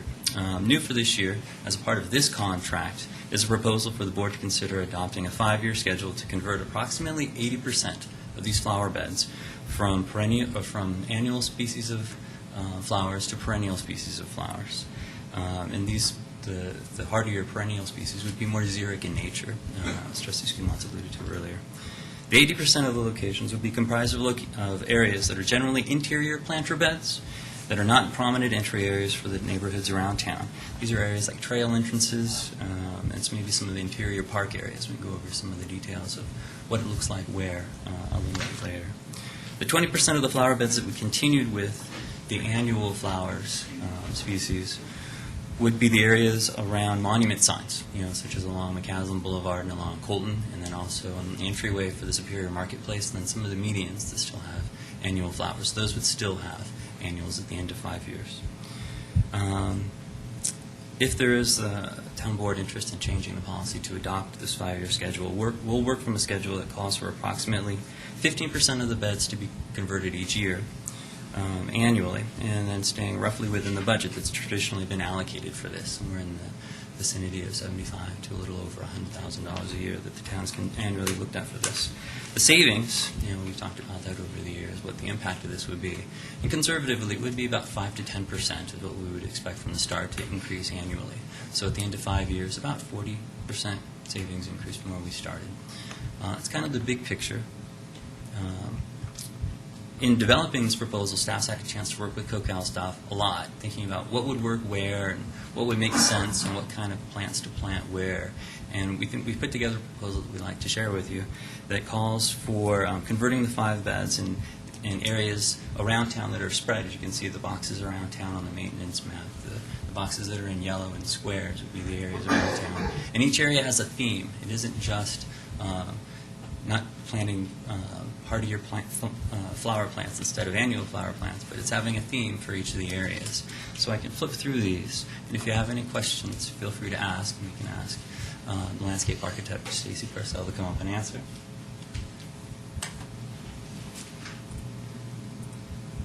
The first location, starting on from the north, would be 88th and Shamrock. The concept here would be a state flower bed.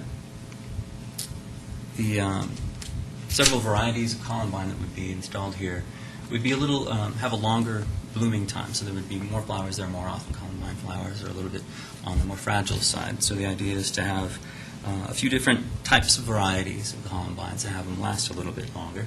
And this would be at 88th and Shamrock, and you can see the illustration of what they look like and then a plant list on the lower left.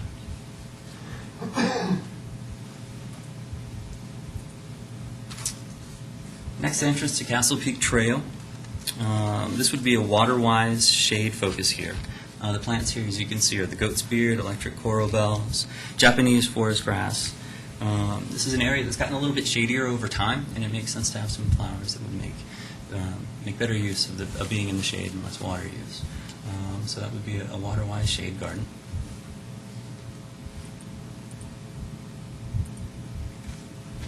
Next, the Fire Station Park. This would be a xeric butterfly garden, which is a great concept. You can see it's got a long plant list. It's a little larger area. This would have more of a mix. As you can see, it's got poppies and coneflowers, holly, foxglove, larkspur, and hollyhocks. So a larger bed, a little bit more visual variety, a little bit wider spread of color.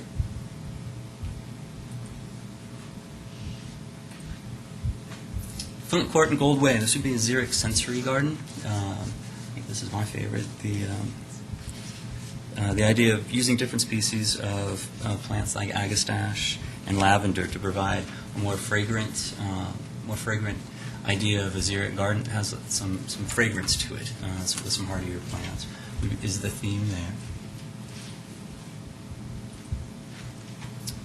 Next, Gardenia Way. This would be the true native plant bed. As you can see, it's got a simpler plant list with flax and coneflower and the Mexican hat. It's as you're aware, you can see from the picture, it's surrounded by an open space area. So this would be plants that fit more with its surroundings. That would be the theme there. That's Kurt's. And that's the I guess I'm Still one on the hard choice. Pick a bed. And Martin, can we have that? That's not in our packet. I was wondering if we could have a Sure. copy of that. I'd be glad to email it to you. So, as I mentioned in developing this proposal, the idea wasn't necessarily to pick some random beds across the board and just putting in some xeric series plants, but to have a theme. It was a great idea that the staff was able to work with COCEL on. Put together a great, a range of ideas, from xeric sensory garden to a butterfly garden to take advantage of the environment that each of the beds has, and to find something that fits and matches what would work there, and try to start that switch now. So, as the manager indicated, this would be the start of a 5-year plan. So at the end, the 81 beds that are currently with annuals would be reduced substantially. And we'd try to repeat some of the themes and look for new ways in future years. Great, thanks. Questions from the board? Trustee Williams and Trustee Skumatz? So every year I pull this from the consent agenda, the annual beds, and always mention perennials. So I'm really excited to see this, and you've put a lot of work into it. I see that you have a great theme, and you've planned it out very well. And this is what I was going to ask to see, so I'm happy to see it. And I did want to ask, so how did you consider 5%, 15%, I'm sorry, every year on a 5-year plan? How did that come about? The manager alluded to the annual budget that we've traditionally spent in this, so trying to stick within that same range. There's a little bit less in some years and a little bit more in some years. We have an annual realization cycle that calls for a little bit more expense, but to stay within that range and not do anything atypical with the budget for your consideration. Okay, so if you had done it all in 1 year, it would be significantly a higher cost. Okay, I get that. Okay, and this is, you already answered it, it was cumulative, so it could be up to a 50% savings, right? Yes. And then, let's see here. Bear with me here. I know I have another question here. So I'm wondering how you picked what beds. Boy, that's a great question. I'd like to defer to staff here to help me on the idea of picking the beds. The idea globally is to have just a range of locations, and again, pick some areas that are more conducive to different kinds of plans. As to what bed this year, we've tried to pick some that made sense and tried to spread them around geographically. There's a couple that are in parks, a couple that are in entrance to a trail area. There's one on the north side, a couple on the south side. And the reason why I'm asking specifically is these seem less manicured and more like wild and natural, and that to me I'm seeing that you picked north or south of Colton for a reason, because these fit better for the south of Colton, and I'm wondering how you will incorporate that north of Colton. So that's the second part 2 of my question. Sure. Obviously we want to pick the ones that make the most sense and would be the best ones to start off with. I wouldn't want to call it the low-hanging fruit, but the ones that make the most sense to start off with, and then spread them around geographically. And then as we get some experience and figure out how this works, and think about what the future years look like and kind of plan what future budgets would look like, I think was really the overall theme. I don't know if there's much more detail to it than that.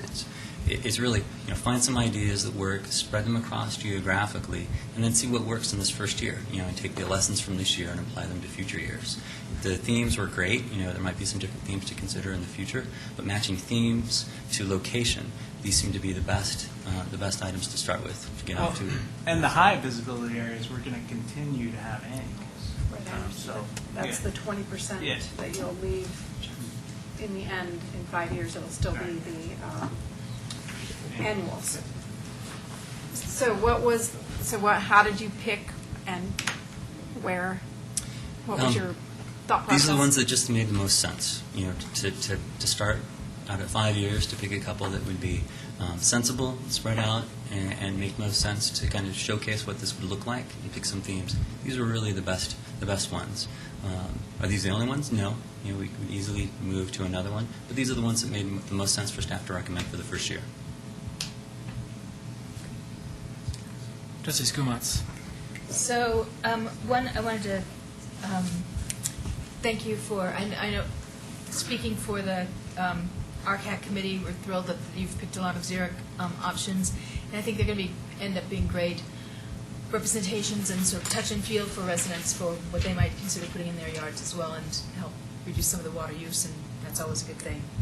I think I like the creative approach you've taken in the cooperative working with COCAL, and I think it makes sense to keep some of the entryway things annuals, because then you can change the themes and every year or two change the color scheme and keep it fresh and that sort of thing.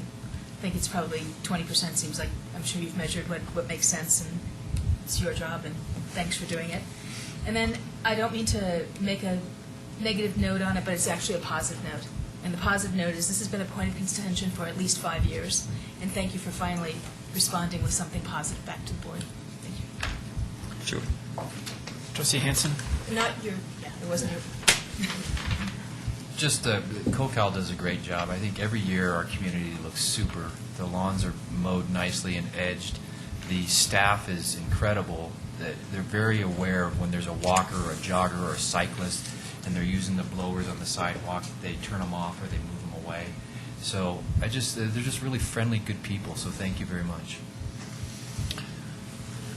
Well, Trustee Gregorius. Just want to add one more comment to everything that's been said. I agree with you, Chris. Superior is a beautiful place to live. We've chosen to live here, and this makes it even more aesthetically beautiful. This is a great time of the year, springtime. Things are blooming already, and I think you've found the right balance. I'm excited to see how it evolves over the next 3 or 4 years. Thank you for all your good work. Appreciate it. So I had a couple of questions. Now, will this affect the operations and maintenance contract with COCAL at all because of it seems like when I see their workers out there, they spend a lot of time trying to work on the perennial beds, and is that going to be is that anticipated to change at all in terms of the operations and maintenance costs, or no? So The short answer is yes, there will be an impact. There's some time spent every spring and sometimes every fall focused just on the annual beds around town. The savings, the annual cumulative savings of 5 to 10% includes both some reduction in the need for irrigation and then also a reduction in the level and concentration of maintenance. Well, there will still need to be maintenance there, but it won't be the concentrated maintenance for planting and maintaining annual flowers. And I totally agree that I love what CoCal has done in this town, and it's been a great company to work with, and I'm continually appreciative of their efforts. It seems like some of the perennial beds have been a difficult area to keep up, and so that's my only concern. I mean, I think it's, if we're having cost savings, I'm all about cost savings, so that's great, but I want to make sure that they always look good when they go in, and then sometimes it's hard to keep them up. So I just want to make sure that that's not somehow lost along the way. Is that Sure, fair? thank you. Obviously, points well taken. The shift in the kind of the focus and how maintenance and the landscape plan works is a work in progress. There's been some shifts made, and there was some substantial bed renovation done in years past. And we'll look to amplify that and make sure that the perennial beds get the attention that they deserve. Okay, fair enough. Trustee Guerrero? If we're ready. Oh, no, well, I just want to make sure there's no public comment regarding this. Doesn't seem like there is, then I'll entertain a motion. Trustee Guerrero? Yes, I'd like to make a motion to approve TANF Superior Resolution Number R-18, Series 2011. Resolution of the Board of Trustees of the Town of Superior approving an agreement with CoCal Landscape Services Incorporated for annual flower bed installation. Motion by Trustee Guerrero. Is there a second? Trustee Williams, further discussion? Seeing none. Phyllis? Schumatz, Heartily, yes. Buckle, Yes. Hanson, Yes. Gregores, Yes. Zarelli, Yes. Williams. Definitely yes. Okay, thank you very much. That brings us to item number 9, adoption of a resolution approving a contract with Taylor Coors LLC for annual street and concrete improvements. Mr. Magley? Thank you. This is an agreement for the board's consideration, as you mentioned, with Taylor Coors in the amount of just over $1.9 million for our annual street and concrete improvements. This is a guaranteed maximum price contract, similar to the one that we entered in with Taylor Coors last year. It has a 3.5% fee to Taylor Coors of construction costs for their management of the program. This program last year was very successful, I thought. We were able to complete a lot of the street maintenance and concrete work for a good portion of the town, and in the end, saved over $85,000 in project costs. So I think it was a well-run program. Kurt should be congratulated for that, and I think I'm looking forward to this year's contract as well and getting additional streets taken care of. This project includes, which Kurt will go through in more detail, but portions of the Circle Park neighborhood, West Coal Creek Drive, the Sagamore neighborhood, and Jasper Way. And then, Kurt, you respond to some of the questions that Mr. Smith provided. Let's see here, what else? And it's included in our annual CIP budget for improvements. Kurt? Thank you, Matt. Kurt Coar, Public Works Director. Good evening, Mayor and Board. Short presentation. Ask questions where you want to, so I can stop and we can go into more details. In short, we are talking about the annual street and concrete improvement program for 2011. We looked at a lot of things on this program. This program incorporates broken curves, upgrading handicap ramps, pavement that's cracked and needs patched, pavement that may be just deteriorating, doesn't need patched, but needs overlaid. Several items. It's a 4-month project to get to this point. I've had a lot of good questions lately about how do we decide where we do our overlay. And I thought I'd jump back into some of the content that we've talked about previously and kind of do a refresher. But when I got here, I instituted what's called a pavement condition index, and it was something that had been instituted previously, but I brought it into a ASTM standardized way of doing it, so that if I get hit by a bus or this board decides that someday they're tired of me, the next person that comes in will be readily able to translate what we've done and keep it moving forward in a consistent manner. In theory, what we do is we go out and we look at a road. We say, hey, it's got so many cracks and so many patch areas, and those are our distress types, which are actually, I'm going to borrow a laser pointer.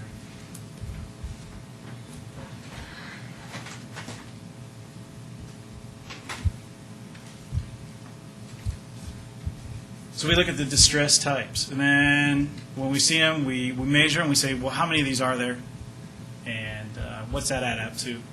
And then we also look at the severity, and so that's a crack. Is it a ½ inch wide? Is it an inch wide? Is it 3 inches wide? Those have different ramifications. And then from that, it goes into kind of a system that'll grade it, and you get different grades from 0 to 100, 100 being the best, 0 being the worst. Ideally, you want to keep your, a lot of people will talk about, well, we do our worst first, and then the good stuff, we'll get to it next. And actually, from a cash flow perspective, that's the most expensive way to run your overlay program, because the cheapest roads to keep in the best condition are your best roads. So you keep that massive good roads better, longer. Your stuff that's gotten worse in unsatisfactory area really is going to cost the same, whether you get to it today, whether you get to it 5 years from now. But your stuff that's up here in your 100 down to your 55s, that's pretty cheap to keep in good condition up here in the adequate scores and even the degraded scores. And so you want it, that's where you get the most bang for your buck, per se.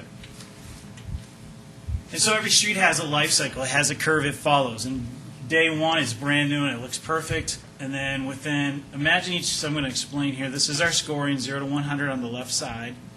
And then on the bottom, this is time. So at the end of this curve, let's just call this 20 years. Where the word time is, that's maybe 10 years. Each of these little dots is about 2 years. So this curve, it's looking good. It's brand new. It's just been striped. Everyone's like, oh, what a great project. It's so pretty. Oh, within 2 years, we lose a little bit. You see some cracks or some things come through. And then it kind of stabilizes and it stays the same way for a while.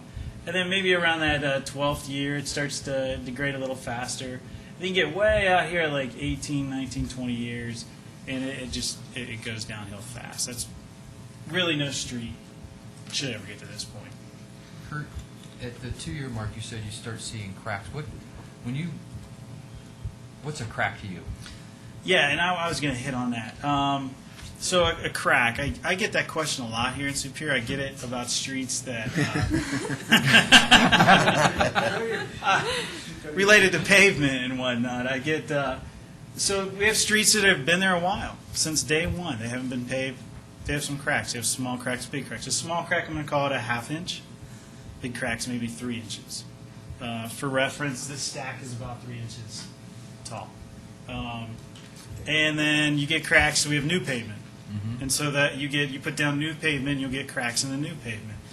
I'm used to running overlays where I start to, and so those cracks where it comes through in the new pavement, it is called a reflection crack. So directly below the crack that you see in the new pavement, there's a crack in the old pavement. It's the crack coming through the new layer.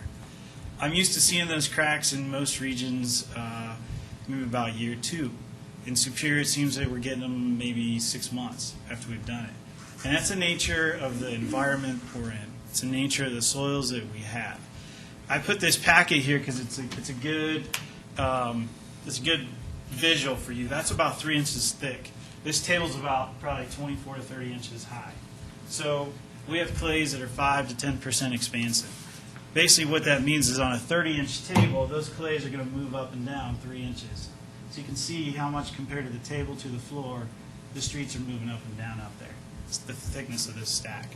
Same thing about every 500 feet of street, the streets are going back and forth. The pavement that we have out there is about 12 inches thick. It's very thick and gets very brittle. But when it gets hot and cold, it's like any material. It wants to shrink or it wants to swell, depending on the heat. So it's horizontally, the streets every 500 feet are moving 3 inches. So you have a rigid material, and you move it around, it's going to crack. So that's why you're seeing this in Superior. That's why you're seeing it so soon. We have soils that move around. We have really thick asphalt roads that are, and I also use the analogy, a road is like a rubber band. Brand new rubber band, real stretchy, real fresh. So you don't see, on those thick roads, you didn't see a lot of cracks at first. Over time, after about 8 years, 10 years, the age our roads are starting, it's like a rubber band that you put out in the sun. It gets all brittle, and you pick it up, it just kind of falls apart. So that's what that asphalt's doing. So that asphalt's got to be brittle. So that is kind of some background on why you see the cracks you see in Superior. Yeah, my concern coming into this tonight is we walk on Indiana every day to go to school. Mm-hmm. And we had that road, half of it torn up a great deal last summer leading up to the school year. We got a brand new road, and now within 6 months we have, there's cracks that go all the way down from El Dorado down to almost to Denslow. And I'm wondering, is that normal? And if not, is that still under warranty? It's got to be under warranty, and will these firms come back out and fix those, or is that our responsibility? It is under warranty, but those cracks in those areas are a function of what we think is going on with the soils. So, and we chose not to, we took the action to fix from Christie down to Colton, and that looks great. I don't think there's anything there. Right. But from Christie up to El Dorado, there's the issue. So are we going to be doing this again next summer and to that same area, or would it have been better to maybe fix the whole thing all the way up to El Dorado at one time? I will always tell you, without money in mind, it's better to fix the whole thing. In Superior, we have so much of this going on, we can't afford to stop it, so we need to contain it. So if you look at what we did on Indiana, we went in surgically, and we hit what the worst spots were. The spots that used to be the roller coaster spots. It jumped like 1 or 2 feet. And so the areas where we did that, I would say from Denslow south to Indiana, there's no cracks there where we reconstructed. But if you go Denslow north, that's an overlay. There's probably anywhere from 2 to 4 inches of asphalt, depending on where you're at in the road, thick of new asphalt, which is pretty thick overlay. And you're right, it has cracked through. It's a function of the soils. And you're talking about 2 different projects with 2 extremely different costs. Right. So it's Right. We to go in and try to do this right, you'd be hundreds of millions. It would be very expensive. So what we need to do is go in, try to fix the worst spots the right way. Try to mitigate the mediocre spots as best we can. And then from there, afterwards, we start crack sealing. So we're going to come out, we'll put the tar in the cracks, keep the water out. We're going to get into a cycle where we kind of we have a problem that's this big. And it started day one when we did construction, and we didn't have the greatest construction practices when the neighborhoods went in. We need to start to contain this issue so that we can minimize our cash flow over time. But we can't make it go away. We can't afford to make it go away. So are we going to spend more money over the long term if we just do those little fixes and keep fixing those little fixes, or would it have been better to, and this is, I'm naive to this. Yeah, I think, so pavement is going to crack. And the lifespan of the road on this curve, within these first 4 years where you see this curve, that's where it's going to crack. It will always crack, whether we have bad soils or not. So essentially what you do is, what matters is how well you take care of your streets in between that 4-year and 16-year time frame. So you get in there and you crack seal and you maintain.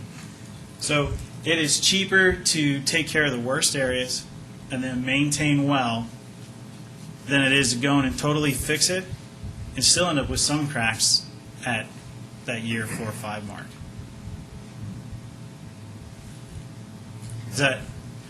Am I answering that question? Kind of. I'm just wondering, there's got to be, well, other than digging it down like we did from Christie down. Right. Is this firm the only firm that can do it? If any other firm came in, would it be the same? Yes. Would we have the same results guaranteed? Yes.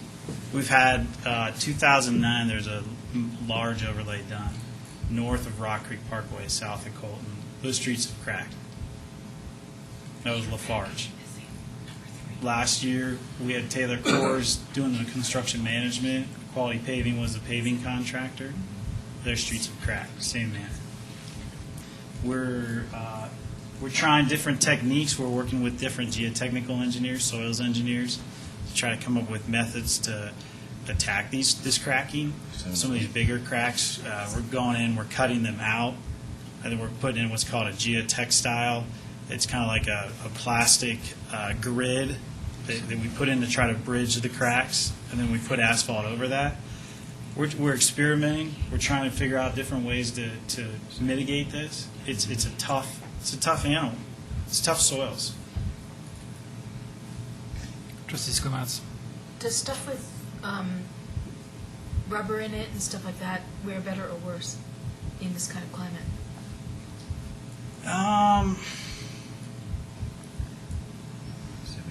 I don't know that, to answer that question, I don't know the data on the rubberized pavements to answer that question well. I could get you follow-up data. It might be interesting to see if that would solve some of our problems. Thanks.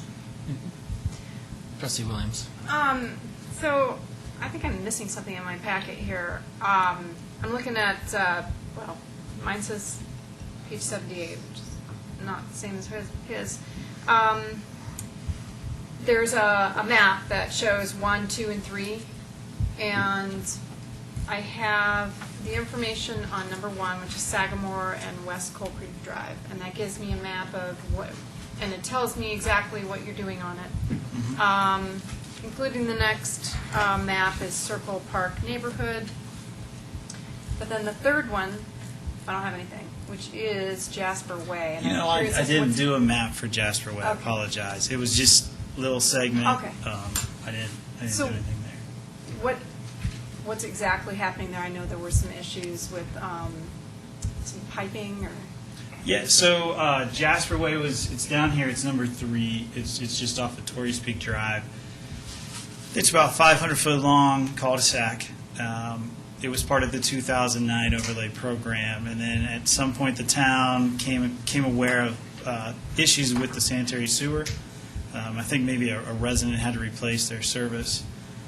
The main line had moved around, and so the town at that point in time canceled the overlay for that street.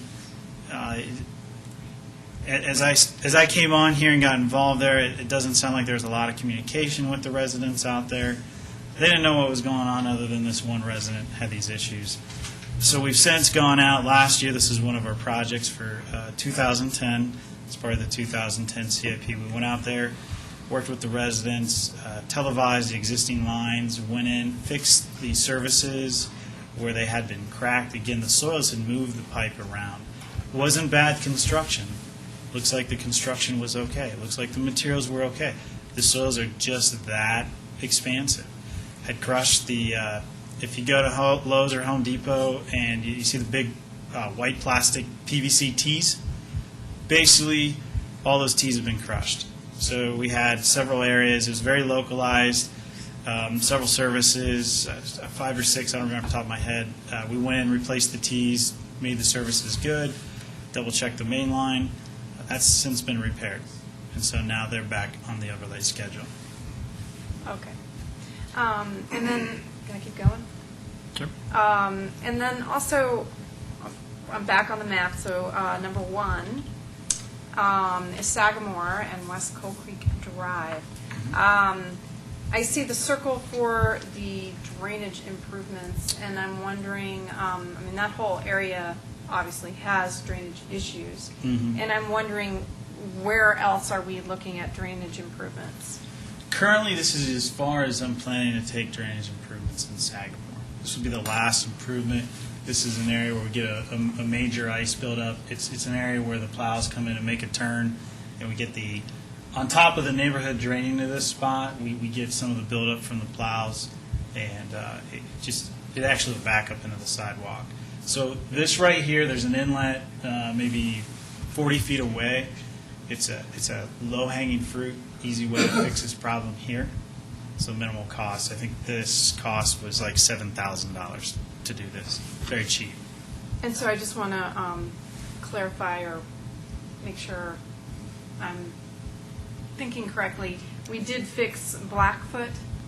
We did. We did, okay. We did. That was part of And last. how is that going? That's going. We had no. We had no snow. Granted, we had no We had no snow snow. and It was a ice. light winter. When we did have 7 or 8 inches and it was cold, I tried to take a drive by there. I didn't notice any ice buildup. Ms. Rittmaster may be a good resource. She really watches that spot, but I heard nothing from her. I feel like we've solved that problem. I feel like it was successful. And I thought she, I think she emailed me and said that she was happy with the results of that.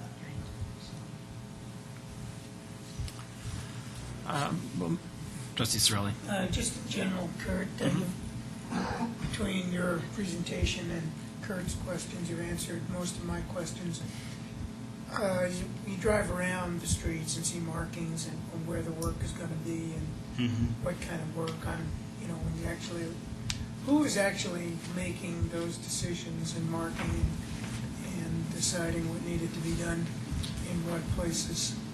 The markings have been done by a consultant we have under a master services agreement, Rick Davis Consulting. Okay. He's got a long So he doesn't yes. work for Taylor Coors? No, separate. And then I've since gone out. These markings have been probably reviewed 3 or 4 times. I've gone out and reviewed them, and then we've gone out as a project team and reviewed them. Some of the, I'll admit, you look at some of these streets and you say, oh my God, that seems really expensive. But you go out there and you walk it, and it's hard to say where you start and stop. And in this particular project, there's nothing that matches the degree of work that you did on Lower Indiana last year? There is actually. We will get into that type of work on Kyoto and probably Imperial. Okay. There may be some other spots. It's really swelled pretty bad in this area, Okay. so we'll need to correct that. What we've kind of done, we know this area looks like it's going to be bad. We just don't know how bad. So the process is you go with the mill and you mill off the top part, and then usually come through and you pave. We've added an extra step in that we're going to proof roll the existing pavement to try to find the soft spots, and then get those patched in between those 2 steps. A lot of times the paving contractors will get going and not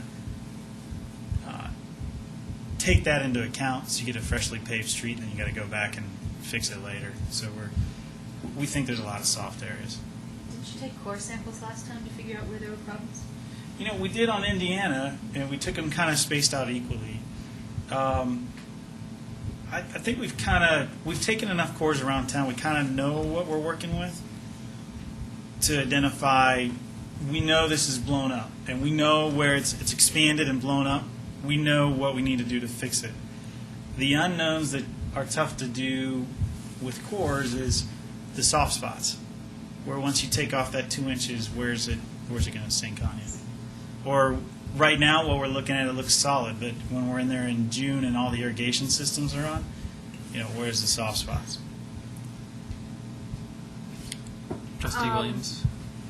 So I have a number of questions, but I'm going to skip over to all my other questions and go right where you are at this moment. Okay.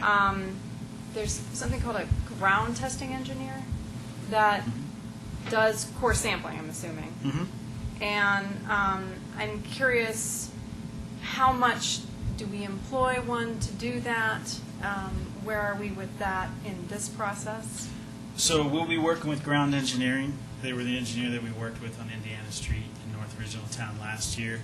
They were pretty much the low bid on all of our bids last year for geotech work. We had probably $4,000 or $5,000, $6,000 pieces of work that went out. Our budget last year on Indiana North Original Town was around $13,000. I think after it's all said and done, 13 to 15. So maybe in this area in Sagamore. So we have them under a master services agreement.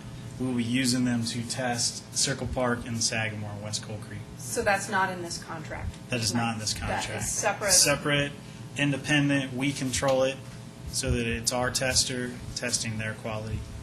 It's probably an additional 15 to 20 would be my budget number that we're working with. That will be working on this project? Or Yeah, the scope $15,000 to of work? $20,000 in geotechnical testing cost.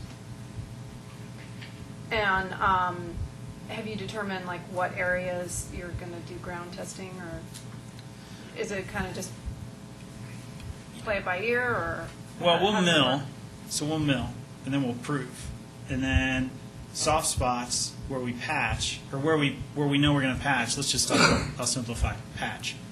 We're going to go and we're going to patch. So we're going to cut out some asphalt.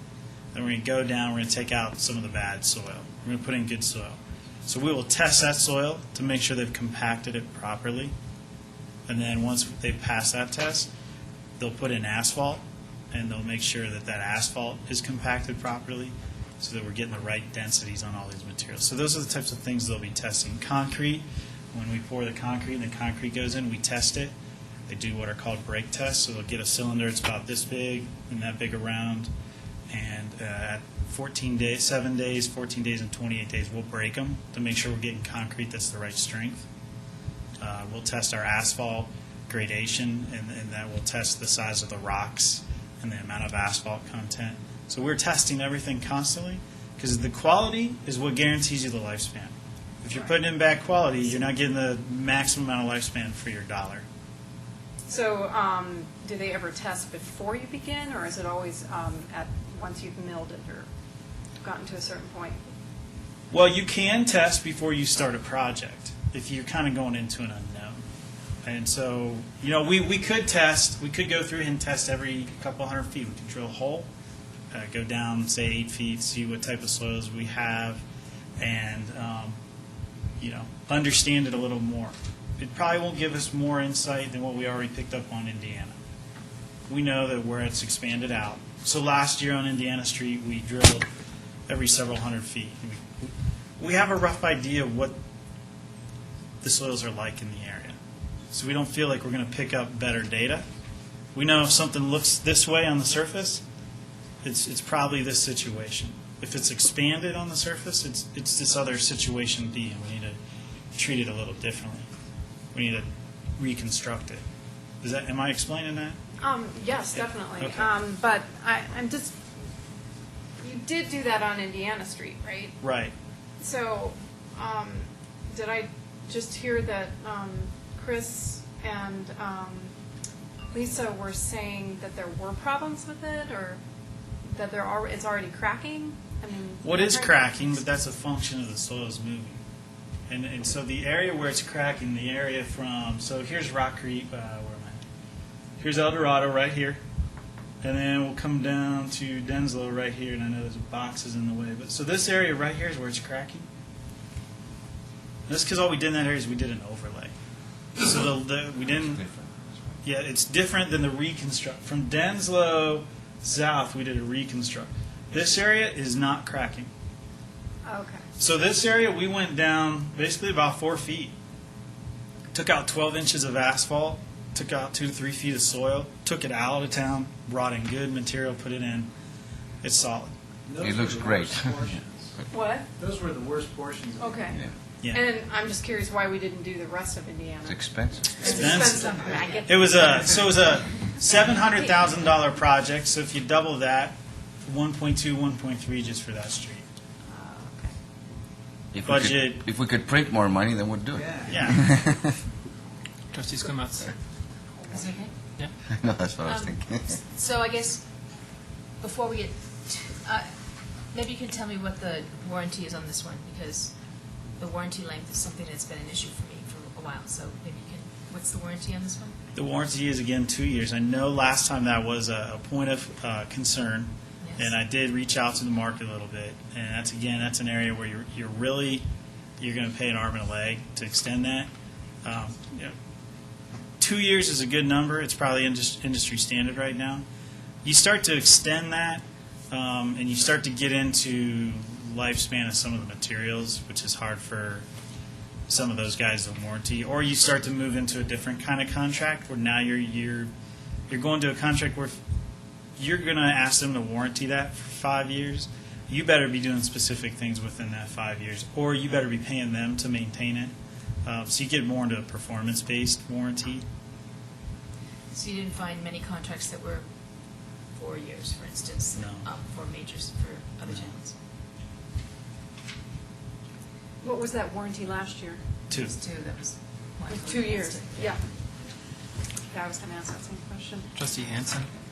Do you, by any chance, have a map of that lists all the road work over the last, say, 5 years, 10 years that you can show us what the warranties are still in effect?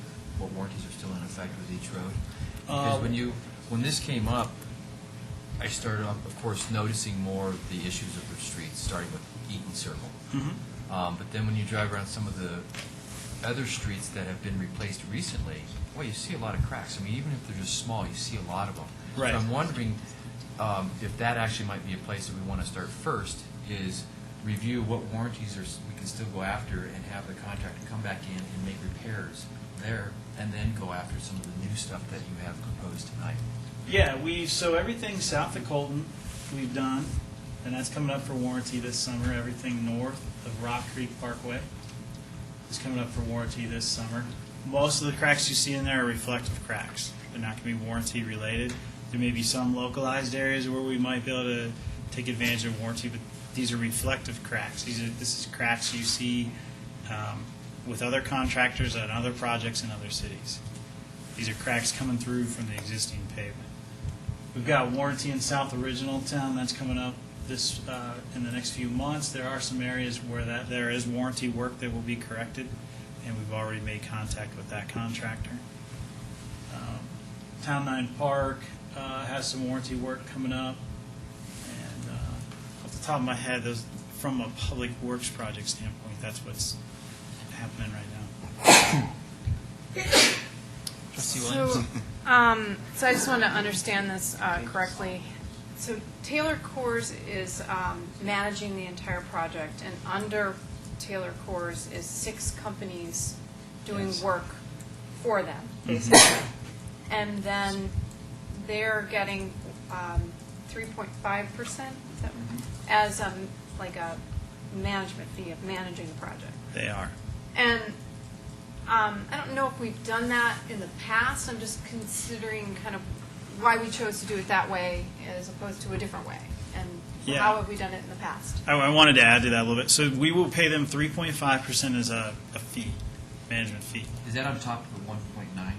No, everything is inclusive. We did it last year. Yeah, so this is the same contract we did last year. They also get general conditions per week. So they have a project superintendent on site for 40 hours out of the week. We get a project manager, we get estimators, and we get an engineer to do some value engineering, vehicles, radios, a lot of things. So we pay them 3.5% plus $5,429 a week. So over the course of the project, over the 16-week period, that's about $147,000. It's about 7.5% of the total project cost. So that's what Taylor Coors is getting.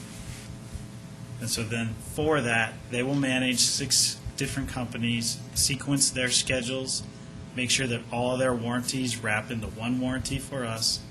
They will carry all the risk for that work. And then all this work has been bid at lump sum so that, that risk is on all their subcontractors. I did have a question about the risk and Yeah. with respect to that. One of the conditions on their bid was a 16-week schedule.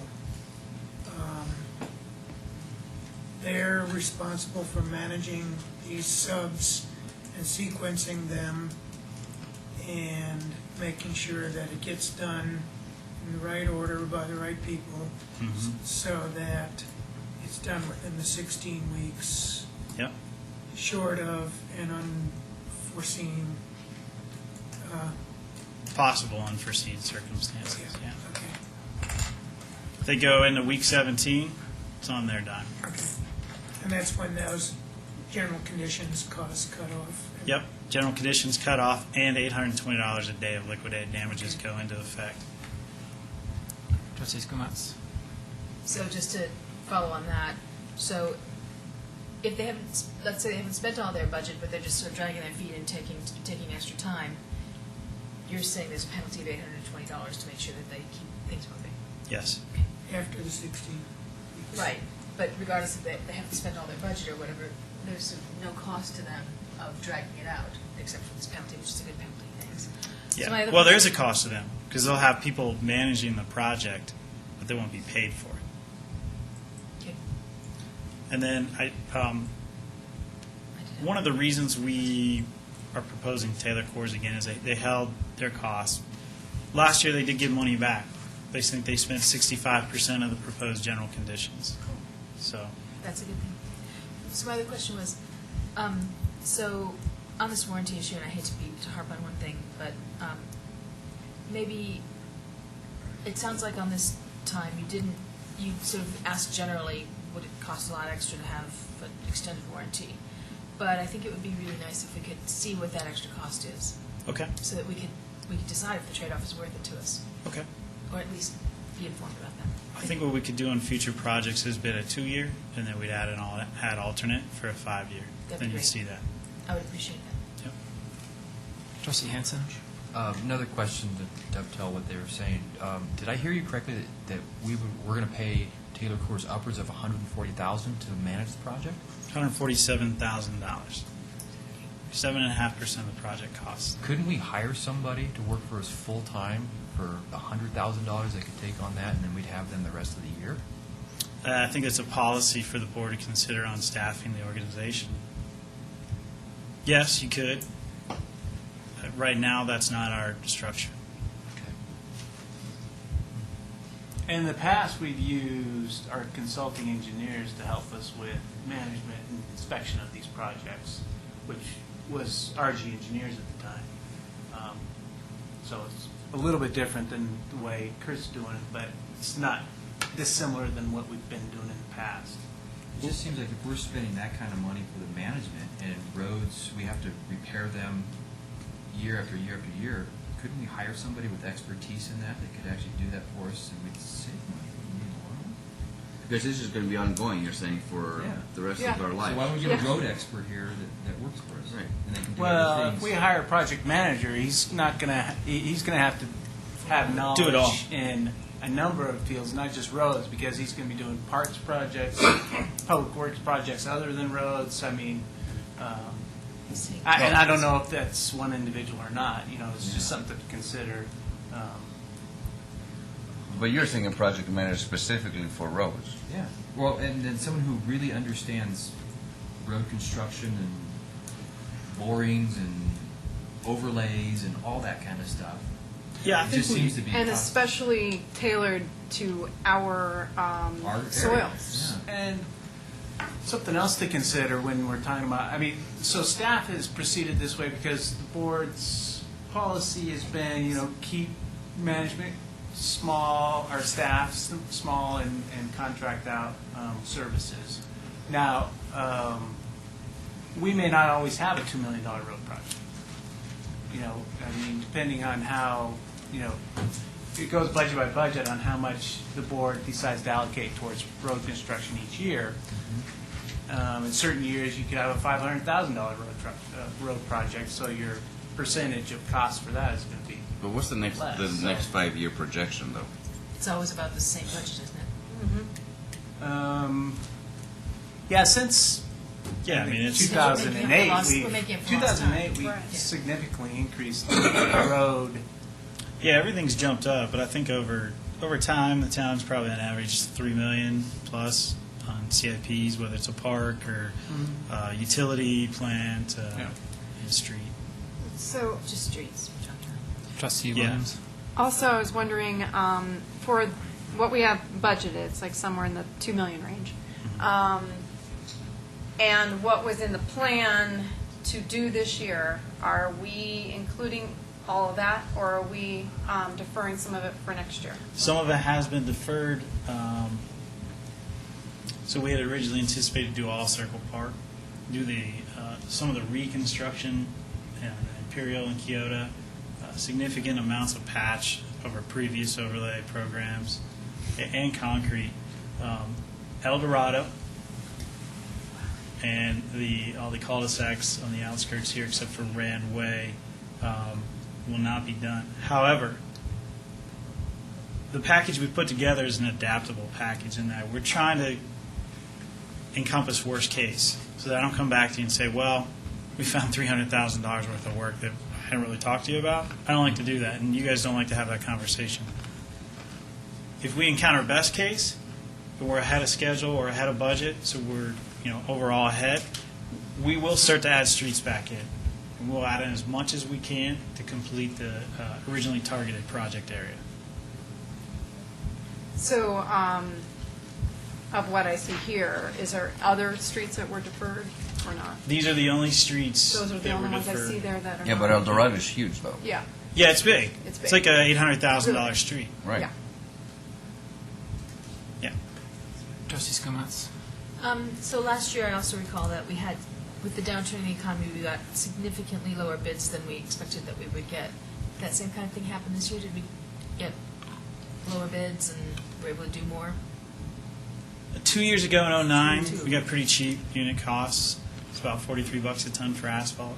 Asphalt now is up around 52. We're going to pay $51.85. The lowest cost we had unit wise on asphalt was 48, but that was our number 2 low. The overall package for asphalt specialties was cheaper. The asphalt price was $51.85. And what were we paying Oh. 3 years ago, say, for asphalt? $43 a ton. So we're at 51 a ton. I So guess I'm at the high then. yeah, so it's increased. I'd say the region, around the region, you're seeing 48 to 50. Some of the bids CDOT put out, they're paying 60 a ton when they put them out. When they closed them in early March, when oil was getting a little crazy. Our project does not have an escalator, so if oil keeps going up, our costs are capped. Other projects that are a little bit cheaper, maybe down in the 48s, 49s, they've got escalators, so the contractors are given a cheaper price because there's not as much risk. Thanks. Well, I just want to say I appreciate your professionalism. We're throwing a lot of things at you for about half an hour nonstop now, so you're handling it really well. That's what I'm here for. But, you know, it's a lot of money and it's going to be an ongoing issue, so I still want to maybe discuss, maybe not today, but the idea of hiring a project manager, if it makes sense financially for us to do it. I mean, our staff is pretty small to begin with. It might make sense in this particular case if this is going to be an ongoing issue for the next 5 or 10 years. Be a good discussion during during the budget cycle. Do you want to, I feel like you have more to present. Do you have anything more that you want to go through? Let me see. Let me go Can back. you, Kurt, just talk about, the question was asked real quick about McCaslin. We had that, go back. What year we're looking at for that? Yeah. McCaslin's in 2013. So from, US 36 to 128. The question that came up, the reason all these dots are on this screen is so I started to teach you about, how do you figure out what streets you do? So we end up with a score. So I created a score for each neighborhood so you could kind of get an idea. Green's good, yellow's getting a little tired. Essentially what we have decided is in the budget year last year, the goal was get everything into a 5-year rotation so we can touch every part of town in 5 years. Okay, that's goal number 1. Second goal, we started the neighborhoods. It seemed like it was a highly successful endeavor. The community liked it, so we felt that the collectors and arterials, we took care of the hot spot on Indiana. They can wait a few more years. Doesn't seem like that'll increase our cost of weight. Let's finish the interior so that when we go to the collectors and arterials, we're going to be gone from the neighborhoods for a while. Let's leave the neighborhoods looking in good shape. We can certainly change that philosophy, but that's the philosophy we have for this budget cycle. So all these 73s, 74s, you want to be above a 70. You start getting below a 70, you get a little cost increase. So McCaslin's like 63s. It's a 63. There's big chunks of McCaslin. If you drive it, they look great. There's some very localized areas that got some issues. There's also some big water problems. Big water problems. Those are most of the issues. So, you fix those localized issues, that score comes up, you extend your cash flow. So McCaslin, 2013, Colton, 2014, Marketplace, 2014, Rock Creek Parkway, I think, 2015 is when we're thinking to get to those. Another piece of the philosophy, Jefferson Parkway has come up also this year in our approved budget. We have a kind of a public engagement process to talk about reducing some of the lanes on some of the collectors, like Rock Creek Parkway, maybe going from 4 to 2. If that proves to be something the community wants to do, we want to put that project out there a little ways to let that play out so that we don't invest in that and then reinvest in that. So we're doing some planning in advance. So a couple different variables on why we're doing things the way we're doing them. And I would agree with McCaslin as well. I mean, we want to Yeah. wait till we know what we need to do with it.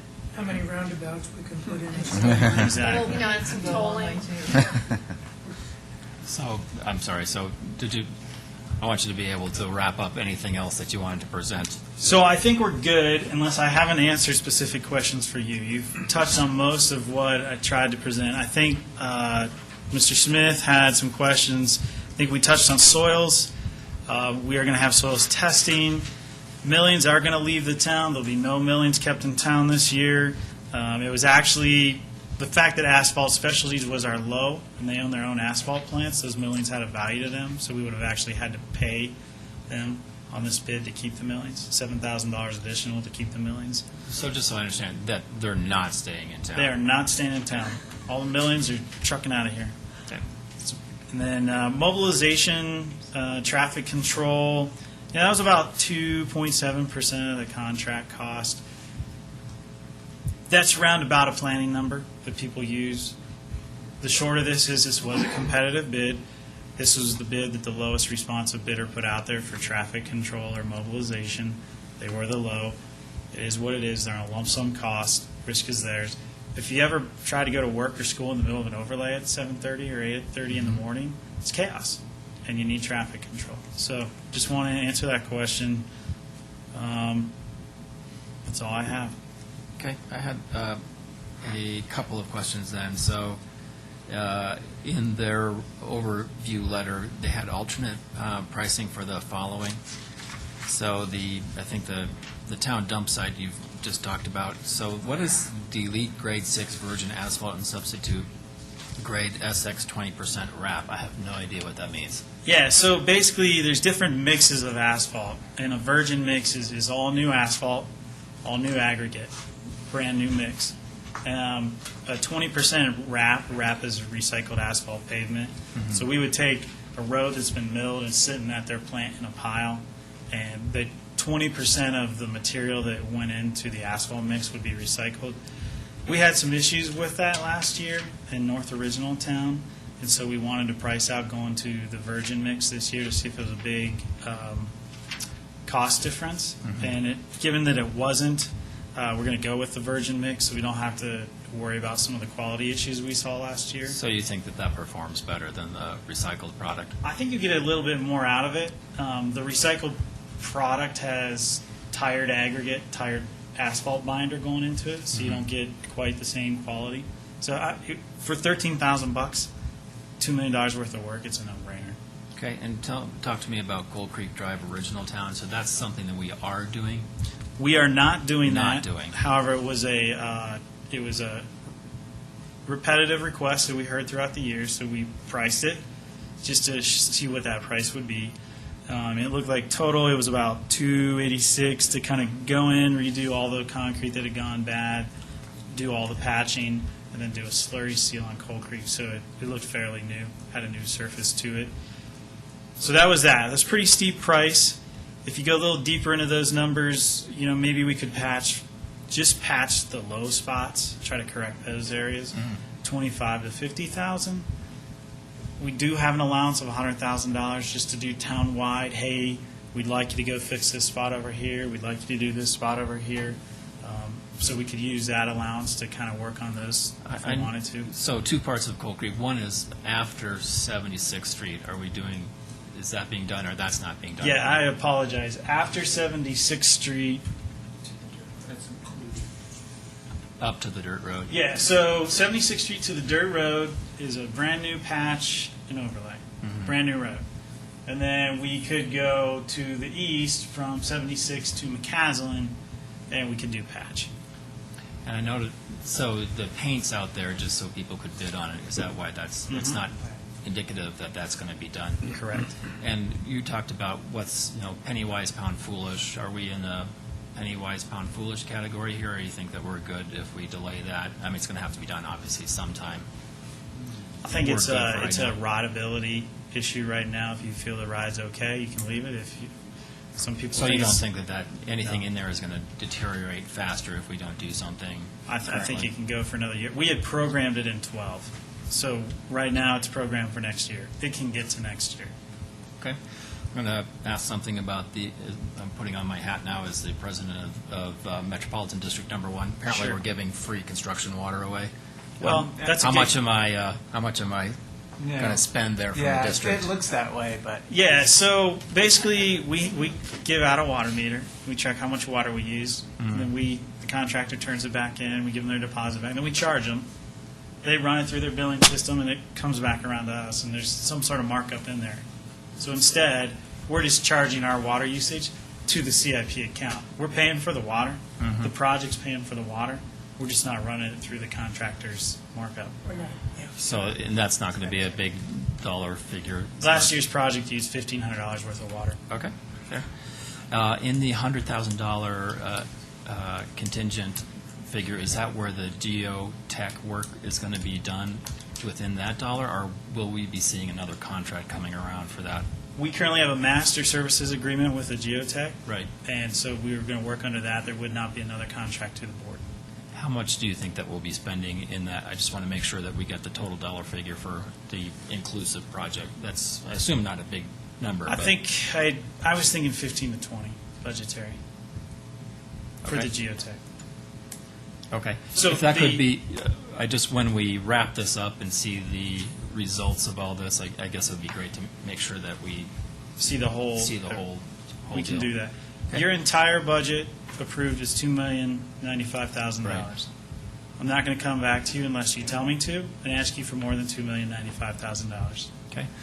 And then a bigger philosophical question, or maybe it's not philosophy, but is there best management practices for soils and roads of our type that, I mean, surely we're not the only people that have ever experienced this, and nobody's ever analyzed this ever before. Is that, I can't believe that that's true. There are best management practices, most of them. This problem really didn't come alive till like 15 years ago, 20 years ago, when people started building on this stuff out here, then had the problems.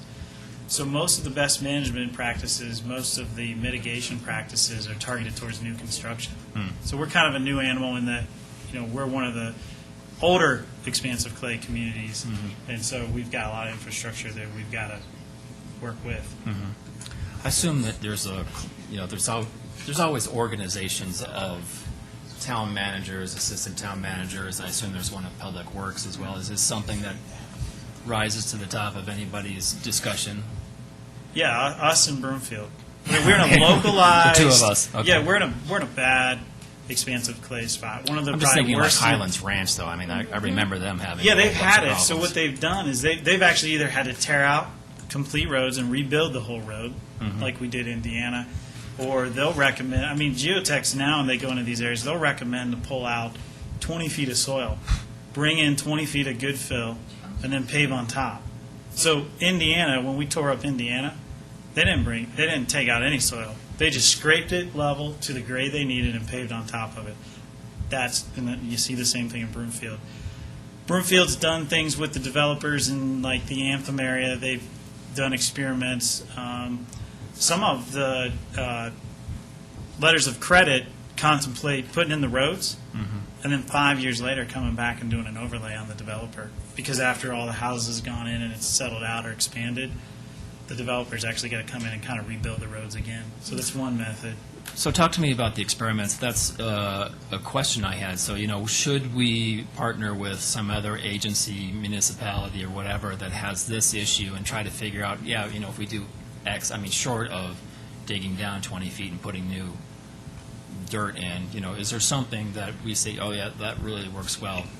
Rubberized roads, more geotextile fabric. Is that something that you think would be of interest? I'm calling around. I've got a pretty good network out there in the industry, and I'm reaching out to all the people that I know in the geotech world, talking to them about this.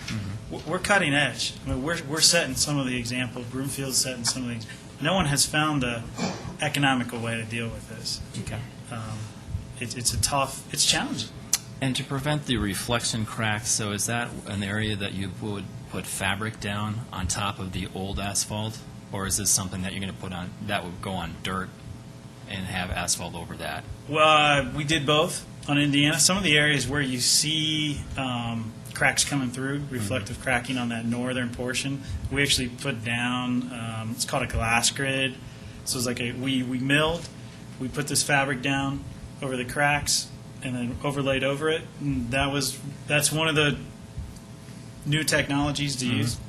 And then that, I don't feel like we're seeing success with that. Okay. So I've talked to guys where they have a technology, and this is, again, for new construction, but we may start to pilot it on a road just to see what happens.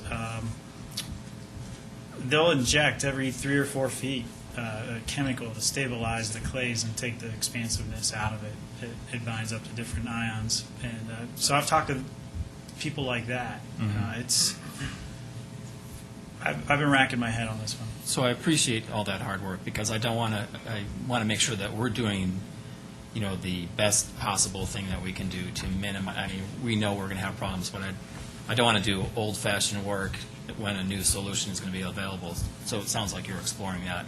Yeah, and then what we're talking about here, this conversation is really how do we keep a new road looking new longer? And so that cost gets very high, very fast. But there was the area, the level line on the curve, and so do we care how many cracks we have right here? If the road is level, if it stays level, if it's not expanding, and we're not getting potholes, then it's cheaper to crack seal. It's cheaper to let the cracks come on, and then we'll seal them up. We bought a used $5,000 crack seal machine last year. We buy about $15,000 in crack seal material every year right now. We put it down. So you saw us do it on like Colton last year. That's what we do. That's your cheapest alternative. When the cracks come back, within a year or two, you get in there and you crack seal them, keep the water out, keeps more cracks from coming on. And when does a slurry seal go in that equation? Slurry seal's around probably year 3 to 5. And then you probably get 5 to 8 years out of it. So it's a good interim cash flow measure to stretch out your cash flow. So your goal is to make your curve as long as you can. And so the question is, where does slurry seal fit in? Lifespan of a road, you build a new road. Cracks show up years 2 to 5, you crack seal. Let the crack seal go for a year or two, you come and you do it's a slurry seal. It's kind of like a big, the stuff anyone ever had an asphalt driveway where you get the sealant stuff and you put it on? Same stuff. Just industrial perspective. With aggregate in With it. aggregate in it, yeah, real fine aggregate. So that's what we're doing in Sagamore. So you put down the slurry seal, and then the cracks, year 2 or 3 come back, you crack seal. Then it's starting to get tired. You come in, you mill and overlay, you start the whole cycle over. Ideally, you do that cycle every 15 years, 20 years. Okay. Thanks. I think that was all my questions. And how is the town, so we always talk about FTE every budget cycle. I guess we need to make sure that we have a long-term FTE is not changing as anticipated in our budgetary plan. So I guess we'll just need to make sure that we have a check mark that we'll talk about that in the next budget cycle. Discussion item Okay. 2012. Thanks. Public comment regarding this? Andrew, can I ask Yes. 2 more questions? Uh-huh. Kurt, on the bid section at the beginning of this proposal, it lists I'm assuming the winning bid and then any others that didn't win. Yes. And I'm sorry if you've addressed this already, but when you total up all the winning bids, it doesn't come up to 1.9 million. You are correct. There are, so there's a scan in the back of your packet, and I think the numbers, I just happened to look at the scan tonight, and I noticed it's pretty garbled. So those numbers don't include like the 3.5% fee that we talked about and the other 4.5% of general conditions. It doesn't include the bonds and insurance, the payment performance bond. We've got a 5% contingency within that number. So if we've got allowances that are in some of those numbers. So there's numbers outside of those bids to account for all the different fees and unforeseen items. Okay.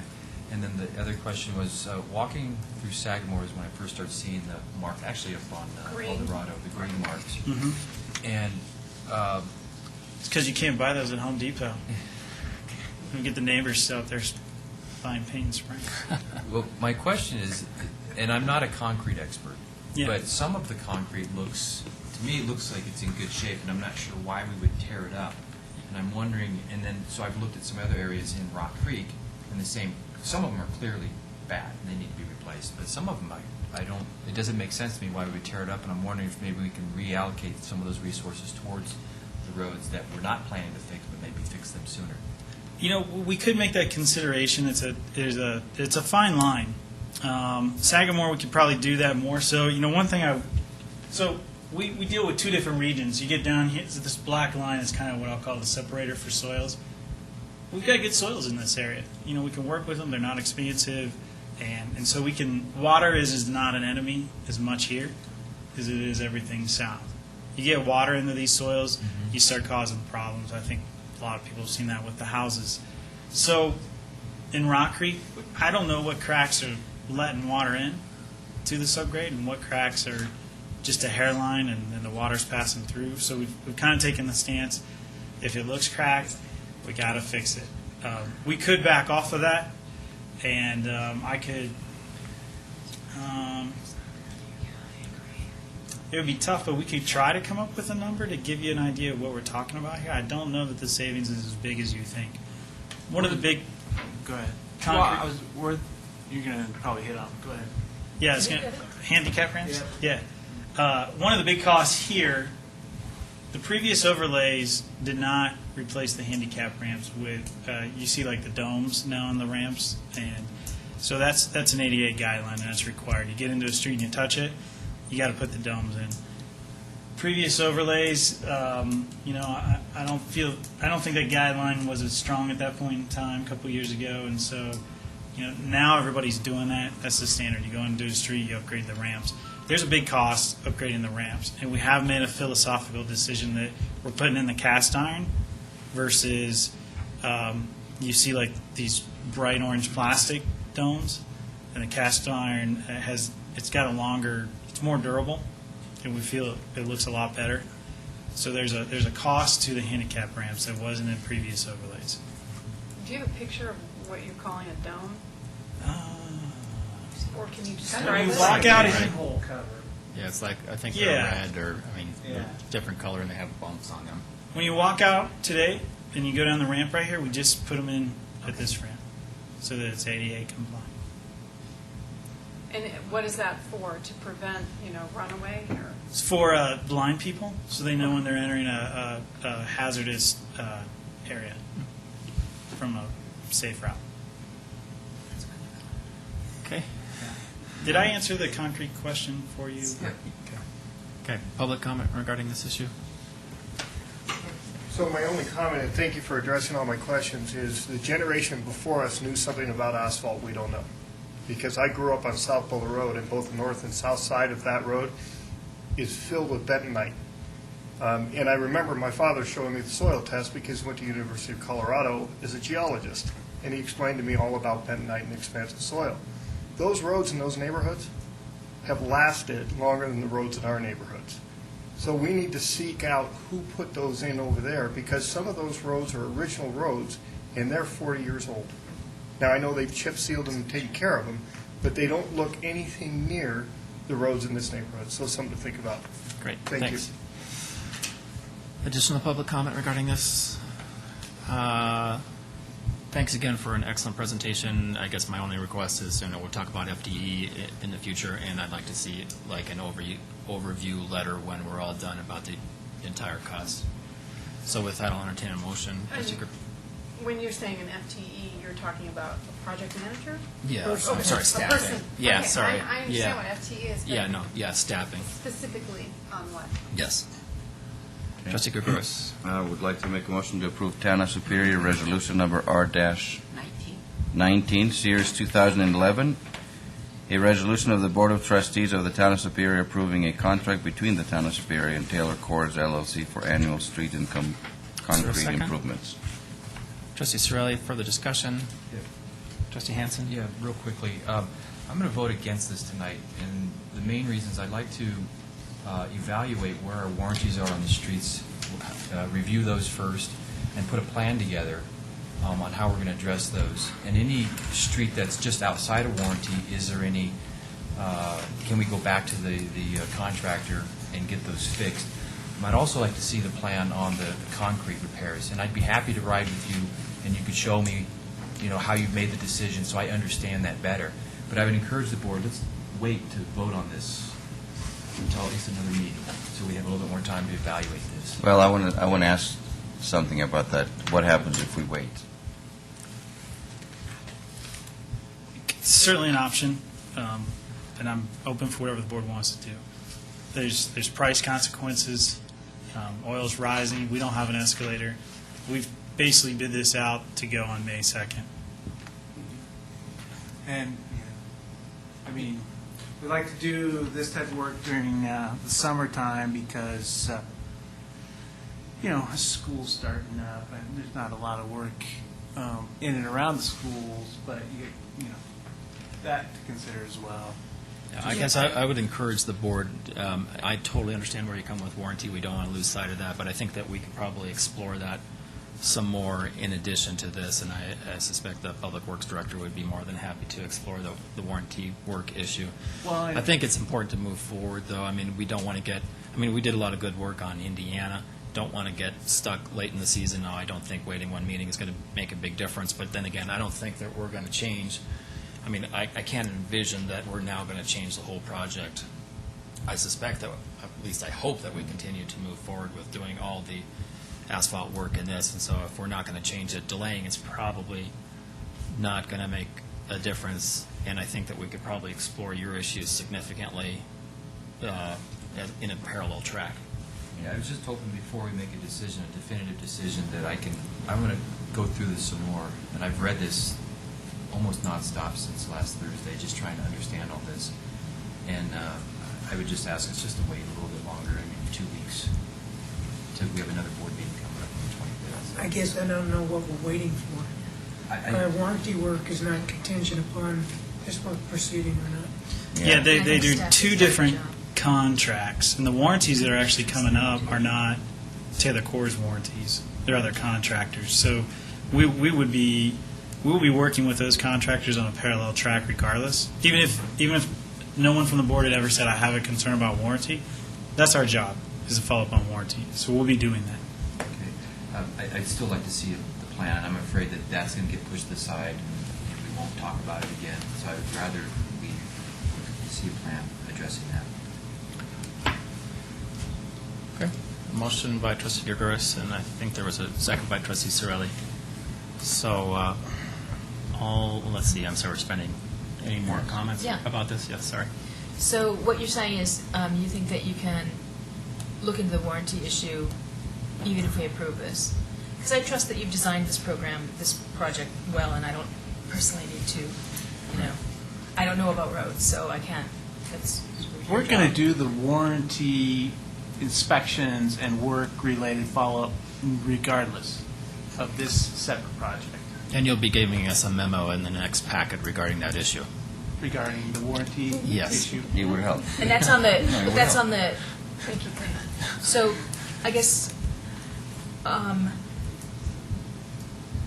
future road things, you're going to get multiple bids, so that we can get an idea, you're going to get a bid for 2 and 5 years. Right. Yes. we will. Okay. We That can. won't be possible on this one? Still, Not at this point. Not at this point. Just asking. I could certainly solicit that conversation, and we could get a price. We can get a price for anything, any day we want. May not be as competitive as if we would have done it originally. Okay, thanks. I'm going to vote for this, but because of the commitment to look at warranties in the future. Further discussion regarding this? Phyllis? Was there more? Yeah, I was just discussion? going to I'm going to vote for this too, but only if we are going to look at better cost measures in the future of how we manage the project. I hate to just give the money over to Taylor Coors for them to manage 6 different companies and juggle all the information and everything involved in a project like this. I would hope that we could bring at least that management piece in and be able to control it just as well and save on that, or at least have some, I don't know if that's the direction we're going to go, but I want to see that direction explored before we go another year, is how I'm looking at this. Well, and I can state that I've had conversations with Kurt and Martin both about project manager because I've always felt that we're understaffed. So I plan on bringing it up during the budget process to consider and look at and present to the board to decide if it makes sense or not. So. Trustees comments? And there is a downside to that, and that is that the risk then is more ours. And if someone else is managing the project, if someone else is responsible for it, then we have someone to go after if there's a problem. So it's not all pro, and we really need to seriously consider those options. Well, but that would mean that all 6 companies would have to have a warranty on each of their work for a period of time, and then that project manager has to manage, the warranties on each of those. It's an excellent discussion to have. Okay. Motion second. Any additional comments? Well, yeah. Where did we get to? I don't even know where we're at. I'm commenting. You're commenting, yes. I'm ready to approve this. I would appreciate all the questions that Kurt answered. Our concerns about warranty are a future concern. I think our concern about contract type is a future concern. And we're here now, and I think we're ready to proceed, and I'm going to support this because we had good answers to all of our questions. Okay, thank you. So where are we? Ready to take the vote? Okay, we're starting over, right? Okay. All right. Muckle. Yes. Hanson. No. Gregoris. Yes. Sorelli. Yes. Skumat. Yes. Williams. Yes. Okay, thank you very much. That carries. Excellent discussion, I think, with everybody, so appreciate town staff's work and board questions. That brings us to item number 9, adoption of the 2011 board goals. Mr. Magley. Thank you, Mayor. So based on our March 14th, Did I say 9? I think it's item board 10. goals, number 10. It's item 10, I believe. 2011, item 10. Based on our March 14th meeting, I went and made some revisions. Now, what's in the packet is what we would frame and put up for public review. It doesn't include a matrix which we'll put together to track, which will have, timeframes and actionable items in there on how we're going to try to fulfill these goals. So that will be at a future date. There's a question about that. And so I went ahead, I itemized under each major topic for the boards to consider and prioritized them 1 through, they vary in number. On the first one, I took out the town center education campaign, included Colton Crossing in there, and filling vacancies that we have, commercial vacancies with the 25%, which is what I thought I heard from the board, and mentioned the Economic Development and Retention Council. I'm going to toggle back and forth between my notes. Let's see. Why don't we, would it be okay, why don't we do each category? Sure. Yeah. Is that okay with everybody? So we're in the enhance financial stability and promote development opportunities. So I had one question. Are we planning on revising our financial incentive policies? It does not currently, I don't believe, include retention of existing businesses. Okay. So that's the revision. That's what that is. Okay, thank you. Other questions in that category? Yeah, just number 3. I'm wondering if we could kind of par this list down a little bit more. And I think in the future, town center development, amenities for town center development is important, but for the rest of this year, I don't know if it's something that we should have on there to have as a focus item, that we could probably omit that. I think that's fair. That's fair.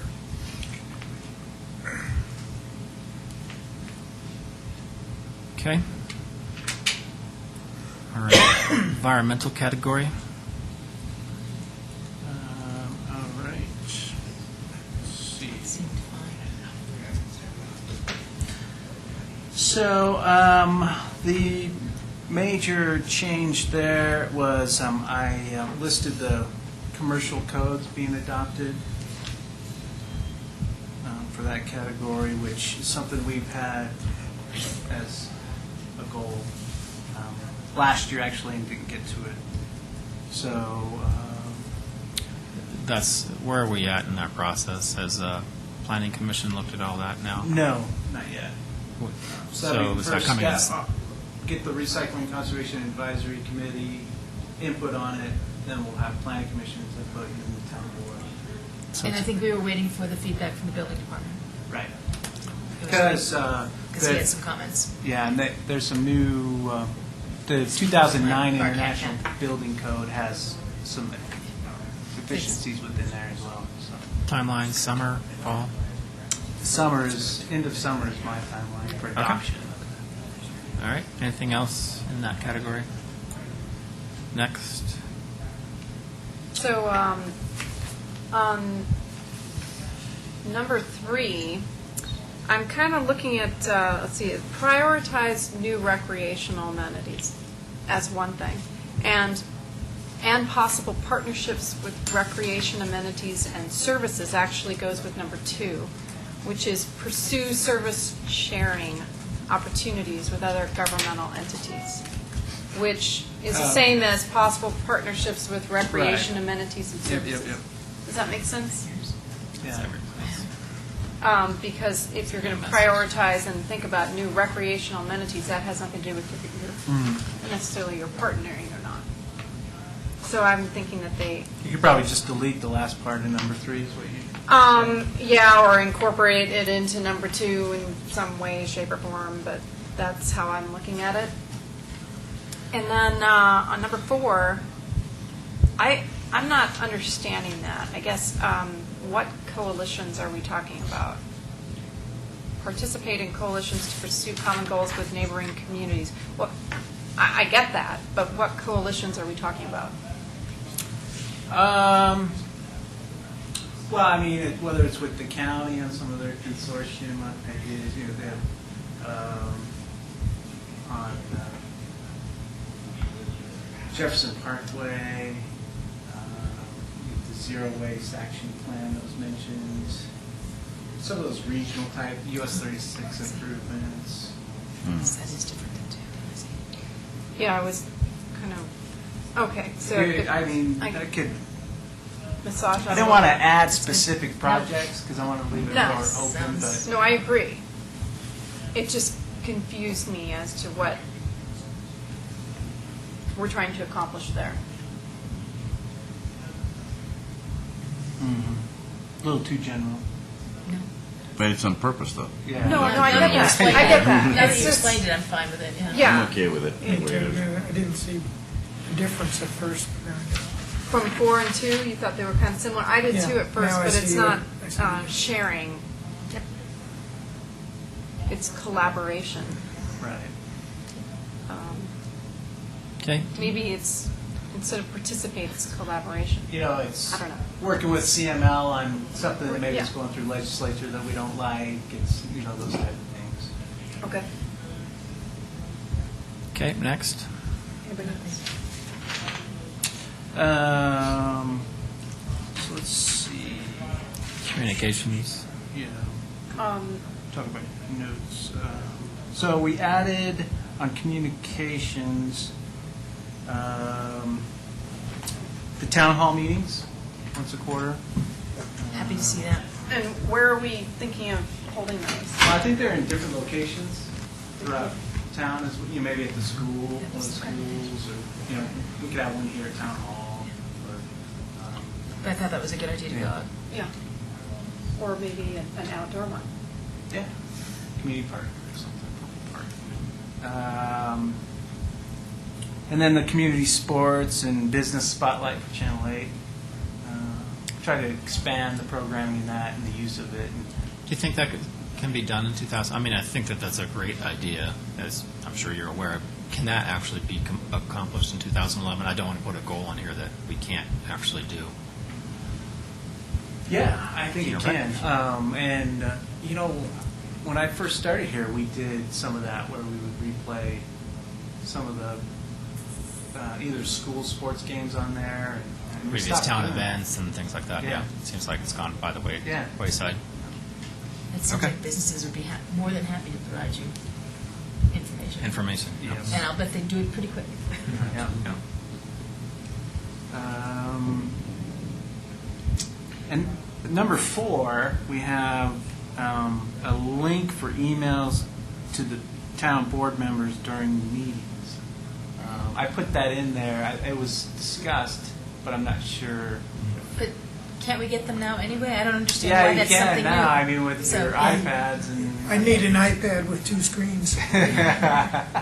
So I don't know if you want to leave that in there, take it out. But. Well, I mean, since these are 2011 goals, and it's not bad to put in something that you can accomplish because you did.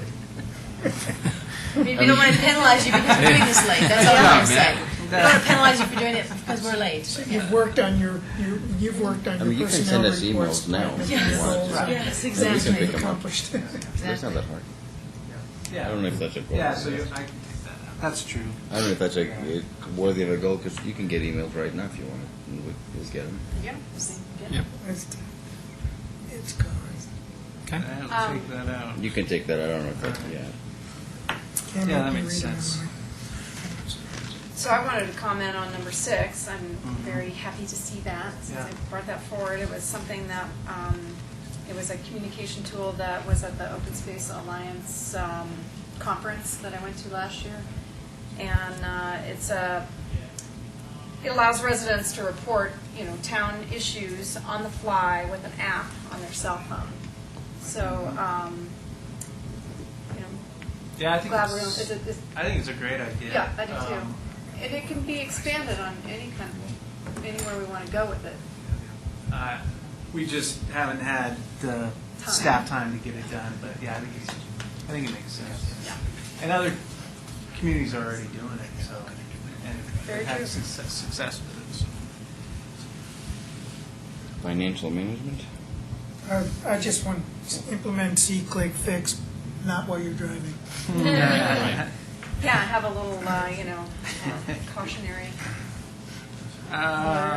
So in number 1, the budget, plan and budget for 2012 for comprehensive plan update. I want to make sure the board's still committed to that. Number 2, I kind of, when we discussed that,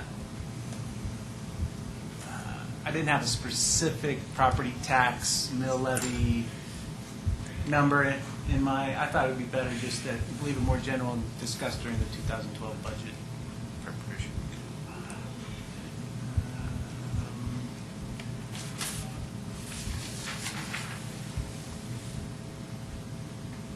So, while you're thinking? Yeah. Okay.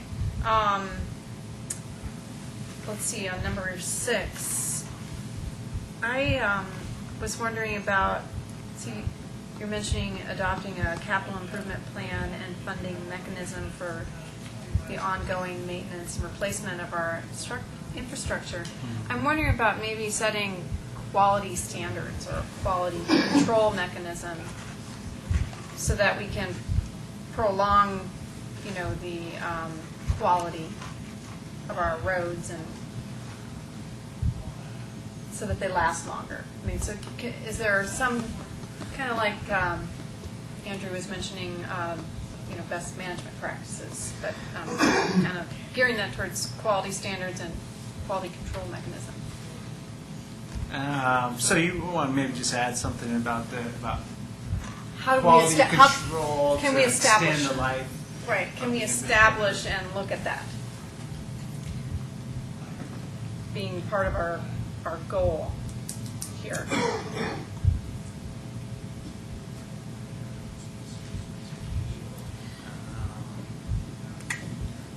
But I do applaud the progress in a reasonable and rational CIP program over time. That change that we've had in the last several years, In that bullet, in that particularly line in number. the in the roads and stuff, instead of these sort of random walk we had in the past. Let me, we have best management practices. What do you think about that one? Yeah, quality standards, what's our standard? I mean, and in fact, Chris was mentioning, do we have to do everything that we marked up in green on the concrete? Or is there a standard that we have that we can apply that to? Do you know where I'm going with that? No, I don't, because I think that's kind of within Kurt's bailiwick. And he's doing it already. Yeah. I think we. I mean, he's doing a great job, so. I'm not implying anything that, he's not doing. I'm not even going there. I would I'm have just no saying- value to add to his performance. Right. That's, I guess, and I don't think we collectively would. And I don't think it's about his performance. I just think it's about what we consider our quality standards and our quality control. Maybe review of best management practices, or, that's the standard we use.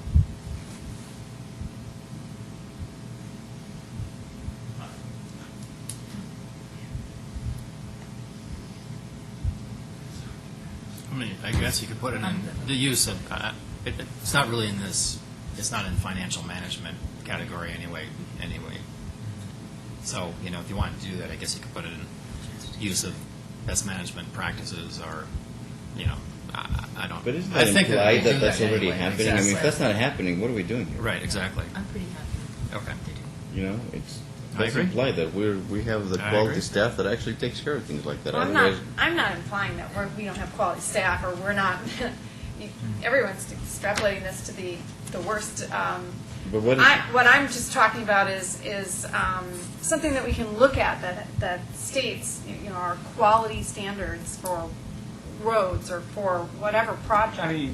Something I can look at and go, He does oh have yeah, that something meets like the that. quality He standards. He had mentioned that. Remember, he showed us the graph that showed after 2 years that you should expect this, and then after 5 years expect this, and each step of the way you do certain things. So I think that's sufficient for that. I don't know how that relates to concrete and all that, but. Actively looking for ways to But I manage understand- our problems. I understand what Deborah's saying, though, is that do we have a standard that we can follow so it's foolproof? And Kurt did make the comment that if he weren't here anymore, he set up a system that anybody Right. could come in and follow it, and that's exactly what we're looking for, is a standard that anybody can follow. So then maybe we just put that in and say that we're following a standard, that we have one. Or I don't know. I mean, just Why is that important? I Because don't we know. already It have is. it. It is important because when we're In a talking about way. capital improvement plan. For But me, these are- it's improvement, and I want to measure that improvement. But wait a Well, minute. that's a whole different thing, and I want to raise But that that is when we're part done of with this financial. discussion, because this is what gets posted, and making these longer is not what I want to do. See, I Because feel what like gets this is so posted up long there- already. It's- Honestly, wait, I that's- would cut this in half. My first comment was, how do we get these lower? I've been My waiting, second- sitting here. It's like when you talk about goals, you cannot have 365 goals. I was wondering if we were going to just put the titles on, because, oh my God, this is so long. I totally agree with you, Lisa. I think, honestly, we've gone way so overboard. This is not what goals look like. We might as well just start from that end of the wall and just go all the way to the end, and we could get them in. I mean, seriously. Yeah, We're overdoing it, you guys. It'd be and better that's- to reduce it down and be 100% successful than having a lot and Yeah. being 50% successful. Or- Exactly. And what we post doesn't have to be our laundry list of everything we want done. So what we post can be the titles or the enhanced titles or something, but it seems to me. I don't know any if something organization takes that has so many 6 goals pages- that is as yeah. small as we are, honestly. You can have multi-billion-dollar companies don't have anything like this. So anyway, yeah. So I don't want to add. I'm sorry, that's the way I feel. That's how I feel. I'm happy to flesh it out, but I don't want to flesh it out on what gets posted. Okay. And I brought some stuff I want to flesh out, but we'll talk about that at the end. Well, I'd like to get Let's go through the rest. this, what we're going to post, done first, and Yes, then we can I agree. Okay, discuss Let's what finish. you were talking No, about. on this, keep on going this, I don't see number 4 as a goal, that's what we're doing. And You need a verb Take it for it. out. We're enhancing Encouraging, So we- expanding, and improving, but we need to have an action Number for 4. financial For management. Oh, yeah. If we're going to be parallel in our, if you're just going to post these things, so we need some action for the financial management. Oh, yes. Could do that. So, and if we're talking about specific issues, then moving on to 7, I'm not sure what 7 actually means. It's the word pursue. I was having a problem with pursue throughout, but anyway. Well, I'm, so in the reducing a town's existing, I mean, that's what we do right now, so does it mean something different than that? Well, it's just reconfirming that. That will make our obligatory, Well, not obligatory just, payments no, to it our goes beyond debt. that. That's what I was asking. Yeah, Pay the it mortgage. goes beyond that. Evaluating all features We will- and maybe retiring debt, right? Yeah. Yeah, I'm not sure I'm agreeing to That's that. I'm not sure I'm agreeing to that one right off the top of my Well, head. you know what, it sounds To like. restructure the debt? Restructuring debt would be fantastic. Well, I mean, any debt that we can restructure, which is not a whole bunch right now. So, I mean, we can't restructure the Superior Marketplace debt right now without the agreement of the bondholders. We But that doesn't mean we can't be pursuing. refinance, which we're looking at some of the District 2 and 3 debt. Yeah, I mean, but I mean, okay, sure, you know, So- I think we have pretty low percents that we're paying on that. If you think we can get a lower interest I rate, would say. fantastic. Let me I'm go personally- back and I'm take personally- another shot at this. I'm personally not interested in retiring debt faster than we are right now. So, How come? what would be the point? Well, If it's a low interest rate.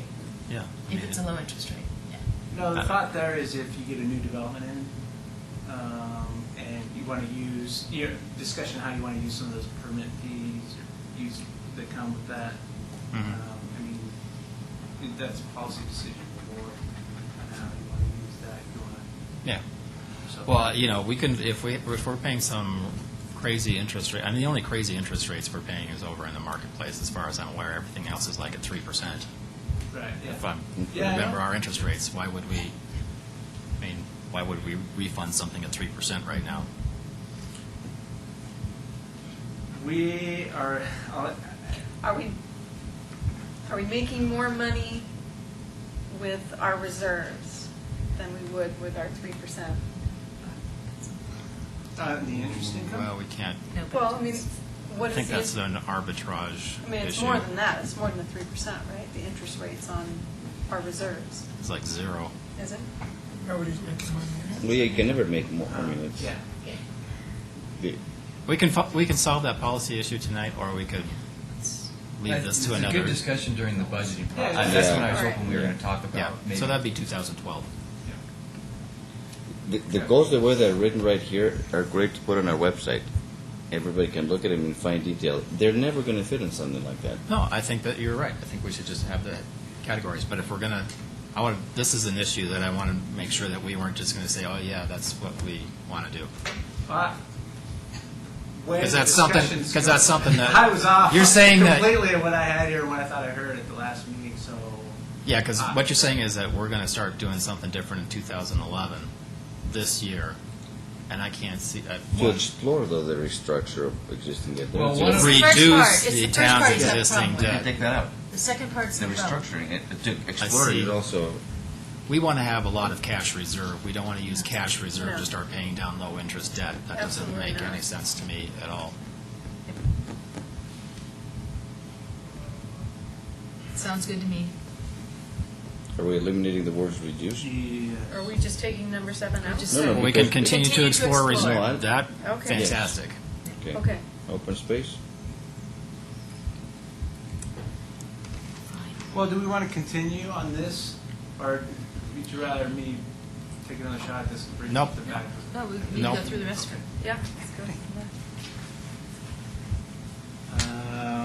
This one's pretty short. I have issue with the first one. Okay. That is, I thought we already had figured out the priorities and we reconfirmed them with this board. I think we will just frustrate people if we look at it yet again. Yeah. Unless there's some material change, I don't see any reason to do the first one. I agree.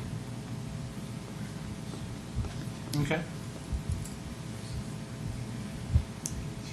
Yeah, let's. I would, do- I would change. Other than that, I'm I would fine. change the open space to basically what the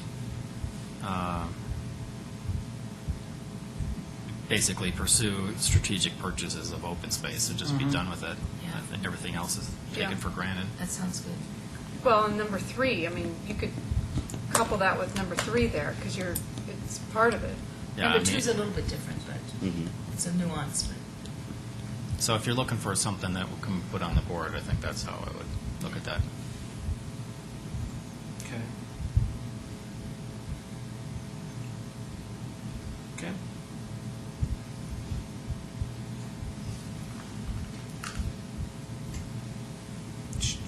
And then transportation planning, do you want to leave this as a category, or?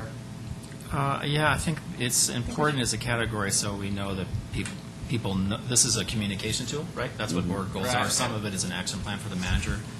Some of it's to keep the board on task about what we're doing. A lot of it's a communication tool to residents. I want to make sure that they know that we're thinking about their short-term and long-term transportation needs of the town. So I'm not Okay. sure how that would be phrased, but So the first one is the interchange.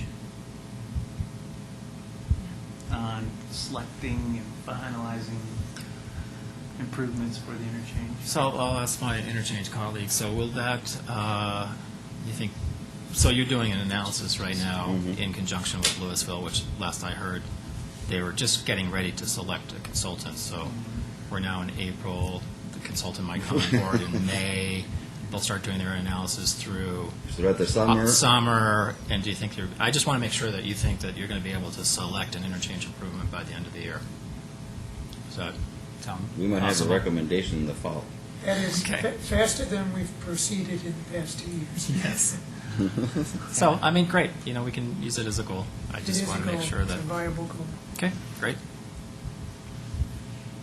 And I guess I'll just open it up. If there's any, I didn't know what 4 and 5 were exactly referring to. We've talked about that we Yeah, talked like about it in the Rock retreat. Creek and Parkway. They're going to look Yeah. at really, like, maybe reducing lanes on Rock Creek, where that may make sense. Or Colton, too? Yeah. Well, Kind of. It It wasn't also- McCaslin. I mean, did it overlap with McCaslin or whatever? I didn't know if we needed all that many, those individual okay. elements. That was my issue. Yeah, I would agree. 4, 5, we should probably 6 take all that off, seemed yeah. like They say- similar yeah. things. 7 was even pretty close. It just seemed like And number we were 8 repeating. is, Yeah, maybe with a time altogether. Combine it all one. together townwide. That makes some sense. I mean, Make that- these are Traffic action changing items rather than goals. Yeah. They were. That's the difference. yeah, Townwide and that's traffic. what I thought I heard at the last meeting, so that's why I came up with this. Yeah. Yep. And number 8, I'm kind of confused what we're talking about. Are we talking trail connections, or, I don't get it. I think it's all of it, so Yeah. some of it came from, I believe, the interchange committee, and specifically Louisville, right, connecting Dahlia over across into the town center, things like that. Is that what you're thinking about? Oh, you are talking about walking in the marketplace better. Yeah. That's not a 2011 goal. Yeah. No. No. That's a good point. 2025. Yeah, Not number even 8 is 2012 or different. 13. And number 8 might be a little ambitious. Yeah, it doesn't. And then the Beth, last, how are you doing out there? Are you hanging in? see if she comes back tomorrow, right? Yeah, right. This is your new project, Beth.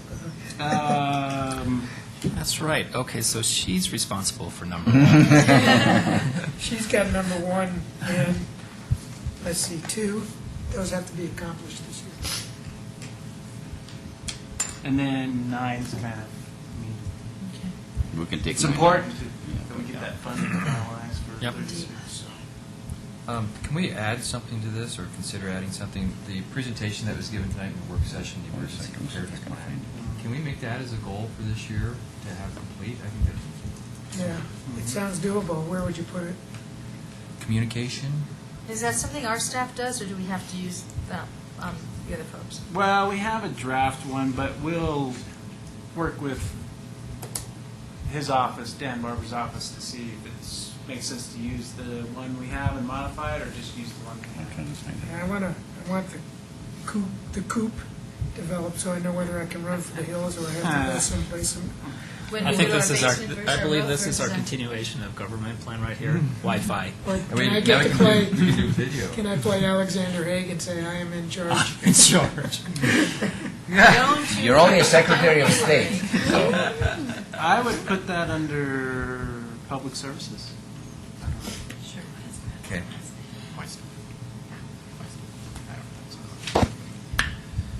So we'll see this again? Yeah, Shorter You or sure? something? shorter. But can we still approve Not- the goals tonight?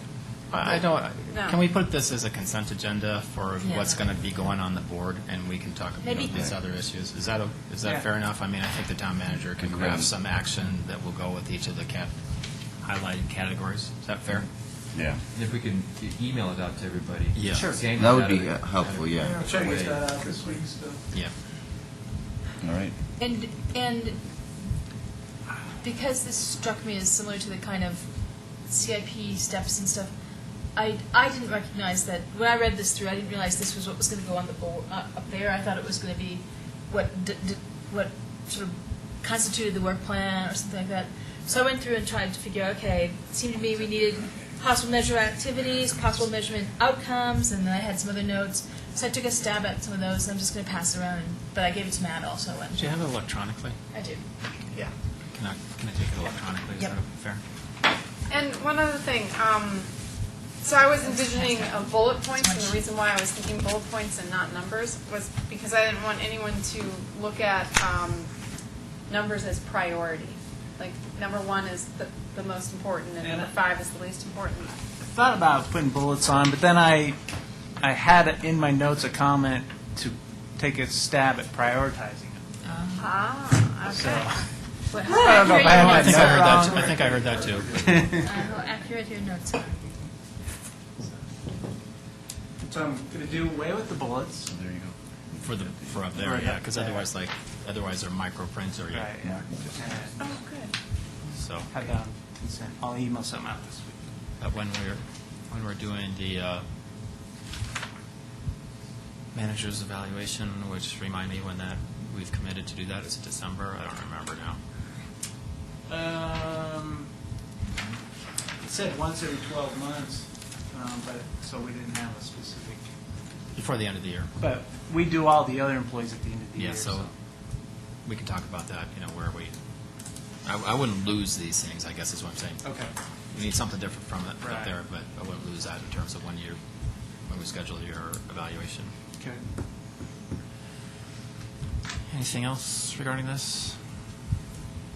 We need to set a date for 2012 goal planning. Right, so I mean, we need something before budget season for our goal planning for 2012, and then we need also your evaluation sometimes, so we don't want to lose those things. Okay, can we move on then to Executive session. 11? Is everybody good with that? Yep. Okay, so I'll entertain a motion to go into executive session to conference with the town attorneys for purposes of receiving legal advice on specific legal questions pursuant to CRS 24-6-402, parent 4, parent B. No topic is being provided tonight because that would compromise the purpose of the executive session. I would like to make a motion to go into executive session. Trustee Kokura, second by Trustee Williams. Further discussion? All in favor? You may stay. Unanimous, thank you. We're in executive I can say session. it. Yep.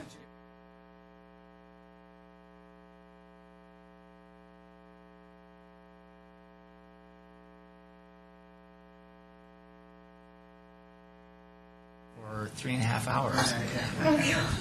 What's he doing then?